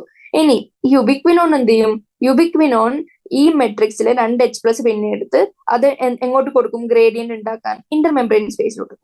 അപ്പൊ അറ്റ് ദി എൻഡ് ഓഫ് ഈ കോംപ്ലക്സ് 1ന്റെ റിയാക്ഷൻ എത്ര എത്ര H+ ആണ് ഇന്റർ മെംബ്രെയിൻ സ്പേസിലേക്ക് പോയതെന്ന് ചോദിക്കാൻ നമ്മൾ എന്ത് ആൻസർ പറയും? എന്ത് പറയും? 4H+. രണ്ടെണ്ണം കൊടുത്തത് ആരെ? കോംപ്ലക്സ് 1, രണ്ടെണ്ണം യൂബിക്വിനോൺ. ഇനി എന്താ ചെയ്യുക? H+ അവിടെ നിന്ന് ഇങ്ങോട്ട് പോയി. ഈ ഇലക്ട്രോൺ എന്ത് സംഭവിച്ചു? ഈ രണ്ട് ഇലക്ട്രോൺ യൂബിക്വിനോൺ എടുത്ത് യൂബിക്വിനോൺ എടുക്കുമ്പോ എന്താവും? യൂബിക്വിനോൾ ആവും. യൂബിക്വിനോൺ നമുക്കറിയാം 2H+ ഇവിടുന്ന് എടുത്തിരുന്നു ഓൾറെഡി. എവിടുന്ന്? മെട്രിക്സിൽ നിന്ന് എടുത്തിരുന്നു. അവിടെ നിന്ന് എടുത്ത് യൂബിക്വിനോളായി പതുക്കെ ആ H+ എന്ത് ചെയ്തു? നമ്മുടെ ഇങ്ങോട്ടേക്ക് കൊടുത്തു. എങ്ങോട്ടേക്ക്? ഇന്റർ മെംബ്രെയിൻ സ്പേസിലേക്ക് കൊടുത്തു. ഇനി യൂബിക്വിനോൾ ഈ ഇലക്ട്രോൺ എന്ത് ചെയ്യും? പതുക്കെ കോംപ്ലക്സ് 2ലേക്കാണോ കൊടുക്കുക? അല്ല, കോംപ്ലക്സ് 2ലേക്കല്ല, കോംപ്ലക്സ് 3 ആയ സൈറ്റോക്രോം BC1 കൊടുത്തു. ഇനി അതിന്റെ കണ്ടന്റ്സ് 1 by 1 ഈ ഇലക്ട്രോൺ ട്രാൻസ്ഫർ നടന്ന് യൂബിക്വിനോൾ. ഇനി ആദ്യം എന്ത് ചെയ്യും? ഈ സൈറ്റോക്രോം B ആദ്യം എടുക്കും, പിന്നെ FeS കൊടുക്കും, സൈറ്റോക്രോം C1 കൊടുക്കും, പിന്നെ സൈറ്റോക്രോം C അത് അക്സെപ്റ്റ് ചെയ്യും. ആ സൈറ്റോക്രോം C എന്ത് ചെയ്യും? സൈറ്റോക്രോം C ആ രണ്ട് ഇലക്ട്രോൺ എന്തിനേയും? കോംപ്ലക്സ് നമ്പർ 4 കൊടുക്കും. കോംപ്ലക്സ് നമ്പർ 4 ആദ്യം കോപ്പർ എക്ക് കൊടുക്കും, കോപ്പർ എ സൈറ്റോക്രോം എന് കൊടുക്കും, സൈറ്റോക്രോം A3 കൊടുക്കും, പിന്നെ കോപ്പർ ബിന് കൊടുക്കും. അങ്ങനെ എന്ത് ചെയ്യും? കോംപ്ലക്സ് 4ഉം ഇതിനെ സർക്കുലേറ്റ് ചെയ്ത് കളിച്ചു, ഈ ഇലക്ട്രോണിനെ സർക്കുലേറ്റ് ചെയ്ത് കളിച്ചു. ഇനി ഫൈനൽ ഇലക്ട്രോൺ അക്സെപ്റ്റർ. ഈ പ്രോസസ്സിലെ ഇലക്ട്രോൺ ട്രാൻസ്പോർട്ട് സിസ്റ്റത്തിലെ ഫൈനൽ ഇലക്ട്രോൺ അക്സെപ്റ്റർ ആരാന്ന് വെച്ചാൽ നമ്മൾ എന്ത് പറയും? ഈ രണ്ട് ഇലക്ട്രോൺ ഇവരിങ്ങനെ കൈമാറി കളിച്ച രണ്ട് ഇലക്ട്രോൺ ലാസ്റ്റ് പോയി അക്സെപ്റ്റ് ചെയ്യുന്ന ആരാ? ഓക്സിജൻ വന്ന് ഈ ഇലക്ട്രോണിനെ അക്സെപ്റ്റ് ചെയ്യും, 2H+ എടുത്ത് വാട്ടർ മോളിക്യൂൾ ആവും. അങ്ങനെ ഒരു വാട്ടർ മോളിക്യൂളിന്റെ സിന്തസിസ് അവിടെ നടക്കും. അപ്പൊ final electron acceptor of electron transport system എന്ന് വെച്ചാൽ നമ്മൾ എന്ത് പറയും? ഓക്സിജൻ എന്ന് പറയും. അപ്പൊ ആ പ്രോസസ് അവിടെ കഴിഞ്ഞു. ഇനി ഒരു കാര്യം കൂടെ പറയാനുണ്ട്. കോംപ്ലക്സ് 1ന്റെ ആദ്യത്തെ പ്രോസസ്സിൽ നമ്മൾ 4H+ ആണ് എങ്ങോട്ട് കൊടുത്തത്? ഇന്റർ മെംബ്രെയിൻ സ്പേസിലേക്ക് കൊടുത്തത്. ഇനി കോംപ്ലക്സ് 3 എത്ര H+ കൊടുത്തു? 4H+ കൊടുത്തു. കോംപ്ലക്സ് 3 4H+ കൊടുത്തു. ഇനി കോംപ്ലക്സ് 4 എത്ര H+ കൊടുത്തു? 2H+ കൊടുത്തു. അപ്പൊ ടോട്ടൽ എത്ര H+ ആണ് ഇങ്ങോട്ട് അവിടുന്ന് ഇങ്ങോട്ടേക്ക് ഗ്രേഡിയന്റ് ആക്കാൻ വേണ്ടി തള്ളി വിട്ടത്? 10H+. അപ്പൊ ആ കാര്യങ്ങൾ നമുക്ക് മനസ്സിലായി. അങ്ങനെ ഇവിടെ ഒരു ഇലക്ട്രോ കെമിക്കൽ ഗ്രേഡിയന്റ് ഉണ്ടാവാണ്. ഇത്രയും കാര്യം ഞാൻ പറഞ്ഞത്. അതായത് 1ഉം 3ഉം 4ഉം ഉപയോഗിച്ച് നമ്മൾ എന്തുണ്ടാക്കി? NADH കൺവേർട്ട് ചെയ്തത്, അല്ലെങ്കിൽ NADH എന്നാണ് നമ്മൾ H+ എടുത്ത് അവിടെ നിന്ന് ഇങ്ങോട്ട് കൊടുത്തത്. ഇനി നമ്മൾ FADH കാണുകയാണെങ്കിൽ FADH ആദ്യം പോയി എന്ത് ചെയ്യും? FADH എന്തിലാ ചെയ്യുക? FADH നമുക്കറിയാം 2ഉം 3ഉം 4ഉം ആണ് FADH ആവശ്യം. അപ്പൊ 2ലേക്കാണ് ആദ്യം പോവുക. അങ്ങനെ 2ലേക്ക് പോയി കോംപ്ലക്സ് 2ന്ന് 3ലേക്ക് പോകും, 3ന്ന് 4ലേക്ക് പോകും. Finally electron is accepted by oxygen. അങ്ങനെ ആ പ്രോസസ്സ് കഴിഞ്ഞു. അപ്പൊ അങ്ങനെ നോക്കുമ്പോൾ നമുക്കറിയാം ഇതിലെ 4 കോംപ്ലക്സിൽ ഒരു കോംപ്ലക്സ് ഒരു പ്രോട്ടോണിനെയും പമ്പ് ചെയ്യുന്നില്ല ഇന്റർ മെംബ്രെയിൻ സ്പേസിൽ. അത് ഏത് കോംപ്ലക്സാ? കോംപ്ലക്സ് 2. കോംപ്ലക്സ് 2 ഏതിന്റെ ഇതിനെ ഉപയോഗിക്കുന്നത്? ഏതിന്റെ യൂട്ടിലൈസേഷൻ ഉപയോഗിക്കുന്നത്? FADH2. അപ്പൊ നമുക്കറിയാം FADH2 മാത്രം, ഒരു FADH2 മാത്രമാണ് ഈ ഹോൾ സൈക്കിളിലേക്ക് വന്നിരുന്നതെങ്കിൽ നമുക്ക് എത്ര H+ ടോട്ടലി ഗ്രേഡിയന്റിന് ഉപയോഗിക്കപ്പെടുമായിരുന്നു? എത്ര? ഒന്ന് ആദ്യം 4H+ ബൈ കോംപ്ലക്സ് 3 ഉണ്ടാവും, 2H+ by complex 4, 0H+ by complex 2. അപ്പൊ എത്ര കിട്ടു? 6H+ ആണ്. 6H+ ആണ് അവിടെ ഗ്രേഡിയന്റ് ഉണ്ടാക്കാൻ ഉപയോഗിക്കുന്നത്. അത്രയും കാര്യം നോക്കി. ഇനി ഒരു എക്സ്ട്രാ പോയിന്റ് പറയുകയാണെങ്കിൽ സൈറ്റോക്രോം സൈറ്റോക്രോം A3 കോംപ്ലക്സ് നമ്മൾ പഠിച്ചിരുന്നല്ലോ. അതില് എന്തൊക്കെ ഉണ്ട്? അയണും കോപ്പർ എയും കോപ്പർ ബി ഉണ്ടെന്ന് ജസ്റ്റ് ഒന്ന് അറിഞ്ഞിരിക്കുക. അതായത് സൈറ്റോക്രോം A3 കോംപ്ലക്സിൽ അയണും കോപ്പറും ഉണ്ടെന്ന്. അത് ചിലപ്പോൾ മിനറൽ ന്യൂട്രീഷൻ എന്ന് പറഞ്ഞ ചാപ്റ്ററിൽ എലമെന്റ്സിന്റെ കേസിൽ ചിലപ്പോൾ ചോദിച്ചിരിക്കുക. അപ്പൊ നമ്മൾ അറിഞ്ഞിരിക്കണം. ഇനി ഞാൻ ചോദിക്കട്ടെ, ഇത്രയും കാര്യം നമ്മൾ ഡിസ്കസ് ചെയ്തു പറഞ്ഞു. ഇനി NCERT ജസ്റ്റ് ഒന്ന് വായിച്ചു നോക്കാം.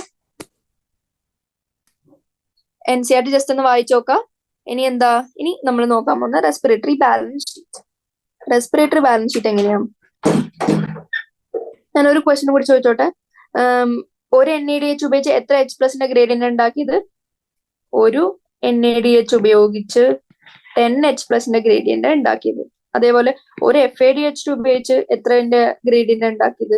6H+ന്റെ ഗ്രേഡിയന്റ്. ഇത്രയും മനസ്സിലായെന്ന് വിചാരിക്കുന്നു. ഇനി നമ്മള് ഒരു കാര്യം കൂടി പറയുന്നുണ്ട്. ഇപ്പൊ നമ്മൾ എന്താ ചെയ്തത്? ഒരു ഇലക്ട്രോൺ ഗ്രേഡിയന്റ് ഉണ്ടാക്കി വെച്ചതുകൊണ്ട് നമുക്ക് എനർജി കിട്ടിയോ? ഇല്ല. ഇനി ഒരു പ്രോസസ്സും കൂടി അണ്ടർഗോ ചെയ്യാനുണ്ട്. അതെന്താ? ഇനി അടുത്ത എന്താ പ്രോസസ്സ്? അടുത്ത കെമിയോസ്മോസിസ്. കെമിയോസ്മോസിൽ എന്താ സംഭവിക്കുന്നത് വെച്ചാല് ഈ H+നൊക്കെ കൊണ്ടുപോയി നമ്മൾ ഇന്റർ മൈറ്റോകോൺഡ്രിയൽ സ്പേസിൽ കൊണ്ടുവച്ചിരുന്നല്ലോ. ഇനി ഈ H+ എന്താ ചെയ്യാം? ഈ H+നെ നമ്മൾ തിരിച്ച് കോംപ്ലക്സ് 5ലേക്ക് കൂടി നമ്മൾ തിരിച്ചു വിടാണ്. കൊണ്ടുവന്നിടത്തേക്ക് നമ്മൾ തിരിച്ചു കൊണ്ടാക്കുമ്പോൾ കിട്ടുന്ന ഒരു പ്രോട്ടോൺ മോട്ടീവ് ഫോഴ്സ് ആണ് എനർജി അല്ലെങ്കിൽ ATP സിന്തസിസിന് ഉപയോഗിക്കുന്നത്. അപ്പോ അടുത്ത process chemiosmosis. Electron transport system കഴിഞ്ഞ് ഇനി അടുത്ത എന്താ? കെമിയോസ്മോസിസ്. ഈ H+, എത്ര H+ നമ്മൾ എടുത്തോ അറ്റ് എ ടൈം കെമിയോസ്മോസിസിൽ യൂട്ടിലൈസ്ഡ് ആവുന്ന 2 H+ ആണ്. അത് മനസ്സിലാക്കി വെക്കാം. ഇനി ഈ 2 H+, ഈ കോംപ്ലക്സ് 5ല് കോംപ്ലക്സ് 5ന്റെ വേറെ പേര് F0 F1 പാർട്ടിക്കിൾ. അപ്പൊ F0 F1 എന്ന് പറഞ്ഞാല് ഈ ഇന്റഗ്രേറ്റഡ് സാധനം, ഈ ഇന്റഗ്രേറ്റഡ് മെംബ്രെയിനിൽ ഇന്റഗ്രൽ ആയിട്ടുള്ള പീസിനെ വിളിക്കുന്നതാണ് എന്താ? F0 എന്ന് പറഞ്ഞ സ്ട്രക്ചർ, അല്ലെങ്കിൽ F0 എന്ന് പറഞ്ഞ സ്ട്രക്ചർ. F1 എന്താ? ഇതിന്റെ ഹെഡിനെയാണ് നമ്മൾ F1 എന്ന് വിളിക്കുന്നത്. അങ്ങനെ F0 F1 പാർട്ടിക്കിൾ, അതിനെയാണ് കോംപ്ലക്സ് 5 എന്ന് വിളിക്കുന്നത്. അങ്ങനെ H+ നമ്മൾ എടുത്ത് F0 F1 വഴി നമ്മൾ തിരിച്ചു കൊണ്ടുവിടാണ് എങ്ങോട്ടേക്ക്? മെട്രിക്സിലേക്ക്. അങ്ങനെ നമ്മൾ എന്ത് ചെയ്യാണ്? ATP സിന്തസിനുള്ള പ്രോട്ടോൺ മോട്ടീവ് ഫോഴ്സ് ഉണ്ടാക്കാണ്. ഇനി ഈ നേരത്തെ ഇലക്ട്രോൺ ട്രാൻസ്പോർട്ട് സിസ്റ്റം വഴി ഉണ്ടാക്കിയ H+ ഗ്രേഡിയന്റിനെ ബ്രേക്ക് ഡൗൺ ചെയ്യുമ്പോഴാണ് നമുക്ക് എനർജി അല്ലെങ്കിൽ പ്രോട്ടോൺ മോട്ടീവ് ഫോഴ്സിന് ഉണ്ടാക്കി ATP സിന്തസിനെ ഹെൽപ്പ് ചെയ്യുന്നത്. ഇനി ഈ കെമിയോസ്മോസിസ് കണ്ടുപിടിച്ചതാരാ? നമ്മൾ എഴുതി വെച്ചു, ബൈ പീറ്റർ മിച്ചൽ. അതും ഇമ്പോർട്ടന്റ് ക്വസ്റ്റ്യൻ ആണ്. കെമിയോസ്മോസിസ് കൊണ്ടുവന്നത് പീറ്റർ മിച്ചൽ. ഇനി കെമിയോസ്മോസിലെ F0 എന്ന് പറയുന്നത് ഇന്റഗ്രൽ അല്ലെങ്കിൽ ഇൻട്രിൻസിക് പ്രോട്ടീൻ ആണ്. ഇന്റഗ്രൽ അല്ലെങ്കിൽ intrinsic protein which works like what? It's actually A channel, ഒരു പാത്വേ അല്ലെങ്കിൽ ഒരു ചാനൽ മാത്രമാണ് F0 എന്ന് പറയുന്നത്. ഇനി F1 എന്താ? F1 is an extrinsic protein. ആ പ്രോട്ടീൻ എങ്ങോട്ടാ directed? It is directed towards the matrix. ഇതാണ് ആക്ച്വലി ATP സിന്തസിസ് അല്ലെങ്കിൽ ATP സിന്തസിസ് ആക്ടിവിറ്റി കാണിക്കുന്നത് ഈ F1 എന്ന് പറഞ്ഞ സ്ട്രക്ചർ ആണ്. It shows ATP synthesis activity. അങ്ങനെ നമ്മൾ H+ കൂടുതലായ ഇന്റർ മെംബ്രെയിൻ സ്പേസിൽ നിന്ന് H+ കുറവായ മെട്രിക്സിലേക്ക് ഈ കോംപ്ലക്സ് 5 ഉപയോഗിച്ച് കെമിയോസ്മോസിസ് വഴി നമ്മൾ പ്രോട്ടോൺ മോട്ടീവ് ഫോഴ്സ് ജനറേറ്റ് ചെയ്ത് ATP സിന്തസിസിനുള്ള എനർജി ഉണ്ടാക്കി. അങ്ങനെ നമുക്ക് എന്ത് ചെയ്തു? നമ്മുടെ പ്ലാന്റിന് ഫൈനലി എനർജി കിട്ടി. ഇനി റെസ്പിറേറ്ററി ബാലൻസ് ഷീറ്റ്. കെമിയോസ്മോസിസ് കഴിഞ്ഞ് ഇനി അടുത്തത് റെസ്പിറേറ്ററി ബാലൻസ് ഷീറ്റ് നമ്മൾ പ്രിപ്പയർ ചെയ്യണം. അതെന്താ? അതിൽ ഞാൻ മാർക്ക് ചെയ്തതിന്റെ important point, sequential orderly pathway functioning with one substrate foaming the next and with glycolysis TCA cycle and ETS pathway following one after another. The NADH synthesized in glycolysis is transferred into the mitochondria and undergoes oxidative phosphorylation. പിന്നെ ഇതും important ആണ്. എന്താ? ഈ പ്രോസസ്സിന് ATP is utilized as and when needed. ഈ പ്രോസസ്സിന്റെ എൻഡിൽ നമുക്ക് എന്ത് കിട്ടും? ATP കിട്ടും. ഈ ATP പ്ലാന്റിനെ എപ്പോ വേണോ അപ്പോഴൊക്കെ ഉപയോഗിക്കാൻ പറ്റും. ഇനി ഫൈനലി പറയുന്നത് വെച്ചാൽ there can be a net gain of 38 ATP molecules during aerobic respiration of 1 molecule of glucose. ആ സെന്റൻസ് പല രീതിയിൽ ചോദിച്ചാലും പറയാൻ പറ്റണം. അതെന്താ? ഇവർ പറയാണ് മാക്സിമം 38 ATP മോളിക്യൂൾസിന്റെ നെറ്റ് ഗെയിൻ ഉണ്ടാവും ഒരു മോളിക്യൂൾ ഓഫ് ഗ്ലൂക്കോസ്. അതെങ്ങനെയാന്ന് വെച്ചാൽ നമുക്ക് സൈഡിൽ എഴുതാം. ആദ്യം നമ്മൾ കണ്ടത് എന്താ? ഗ്ലൈക്കോളിസിൽ ഡയറക്റ്റ് ATP എത്ര എണ്ണം ഉണ്ടായി? അല്ലെങ്കിൽ നെറ്റ് ഗെയിൻ ചോദിക്കട്ടെ, നെറ്റ് ഗെയിൻ എത്ര എണ്ണം ഉണ്ടായി? നെറ്റ് ഗെയിൻ നമുക്കറിയാം എത്ര എണ്ണം? 2 ആണ് ഉണ്ടായത്. അതെങ്ങനെയാ? കാരണം ഡയറക്റ്റ് ATP ഉണ്ടായത് 4 by substrate level phosphorylation. ATP consumed ആയത് എത്ര എണ്ണം? 2 എണ്ണം. NADH എത്ര എണ്ണം? 2 എണ്ണം. അത് ഓക്സിഡേറ്റീവ് ഫോസ്ഫോറിലേഷൻ വഴി. അപ്പൊ എത്ര എണ്ണമായി? ഒരു NADH 3 ATP ഉണ്ടാക്കും. അപ്പൊ ടോട്ടൽ 6 ATP ഉണ്ടായി.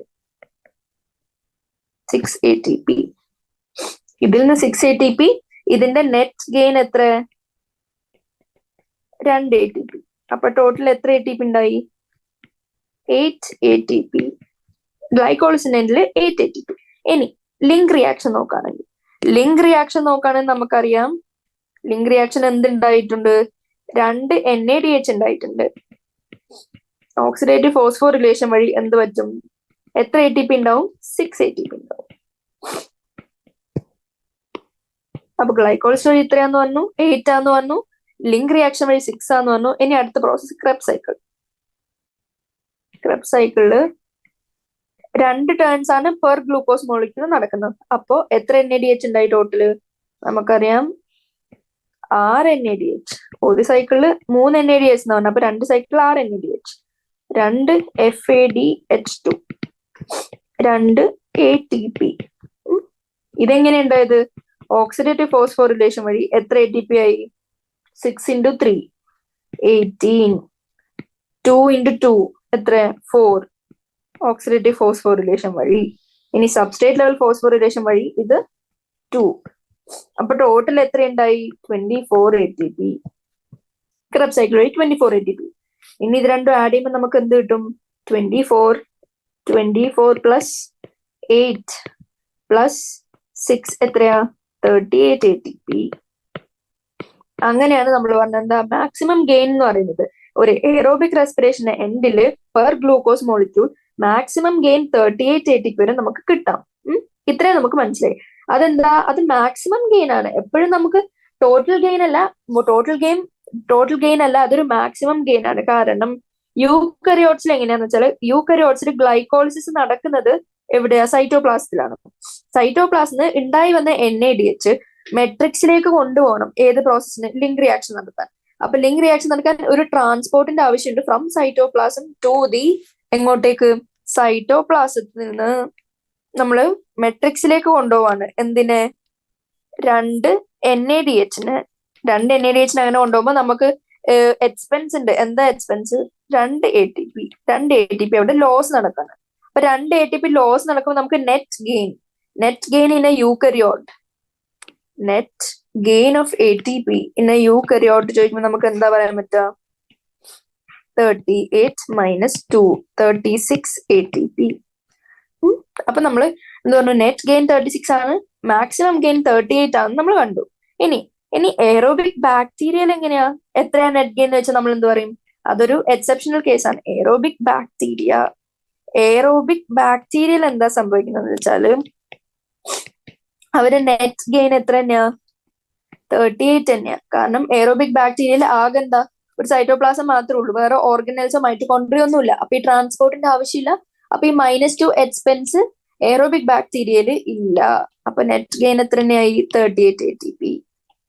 അതുകൊണ്ടാണ് പറയുന്നത് എയറോബിക് റെസ്പിറേഷൻ എൻഡിൽ മാക്സിമം ഗെയിൻ എന്ന് പറയുന്നത് in case of aerobic bacteria 38 ആണ്, നെറ്റ് ഗെയിനും 38 തന്നെയാണ്. പക്ഷെ ബാക്കിയുള്ള ഓർഗാനിസത്തില് ട്രാൻസ്പോർട്ടിന്റെ ആവശ്യമുള്ളതുകൊണ്ട് യൂക്കറിയോട്സില് അത് 36 ATP ആണെന്ന് മനസ്സിലായി. ഇത്രയും കാര്യം നമ്മൾ നോക്കി. ഇനി റെസ്പിറേറ്ററി എഫിഷ്യൻസി ചോദിക്കാം നമ്മളോട്. റെസ്പിറേറ്ററി എഫിഷ്യൻസി നമ്മൾ പഠിച്ചു നോക്കണം. റെസ്പിറേറ്ററി എഫിഷ്യൻസി 45% ആണെന്ന്. അതെന്തുകൊണ്ടാ? നമുക്കറിയാം ഇതിൽ എനർജി ഉണ്ടാകുമ്പോൾ major chunk of energy is released as heat by the plant. ഇത്രയും കാര്യം നമുക്കറിയാം. ഇനി നമ്മൾ ഒരു കാര്യം കൂടി പഠിക്കേണ്ടത് എന്താ വെച്ചാൽ ഒരു ഗ്ലൂക്കോസിന് എത്ര എനർജി സ്റ്റോർ ചെയ്യാൻ പറ്റും? 2870 kilo joule of energy store ചെയ്യാൻ പറ്റും. ഇനി ATP നമുക്ക് ഇവിടെ എത്ര എണ്ണം കിട്ടി? 38 ATP കിട്ടി. എയറോബിക് ബാക്ടീരിയയിൽ നെറ്റ് ഗെയിൻ 38, മറ്റടുത്ത് 36 എന്ന് പറഞ്ഞു. ഇനി 30 ATP എത്ര എണ്ണം? 38 ATPക്ക് എത്ര എനർജി ഉണ്ട്? 30 per ATP നമുക്കറിയാം. per ATP 34 kilo joule of energy ആണ്. അപ്പൊ 38 ATPക്ക് എത്രയാ? 34 into 38. അപ്പൊ എത്ര കിട്ടും? 1292 കിലോ ജൂൾ എനർജി.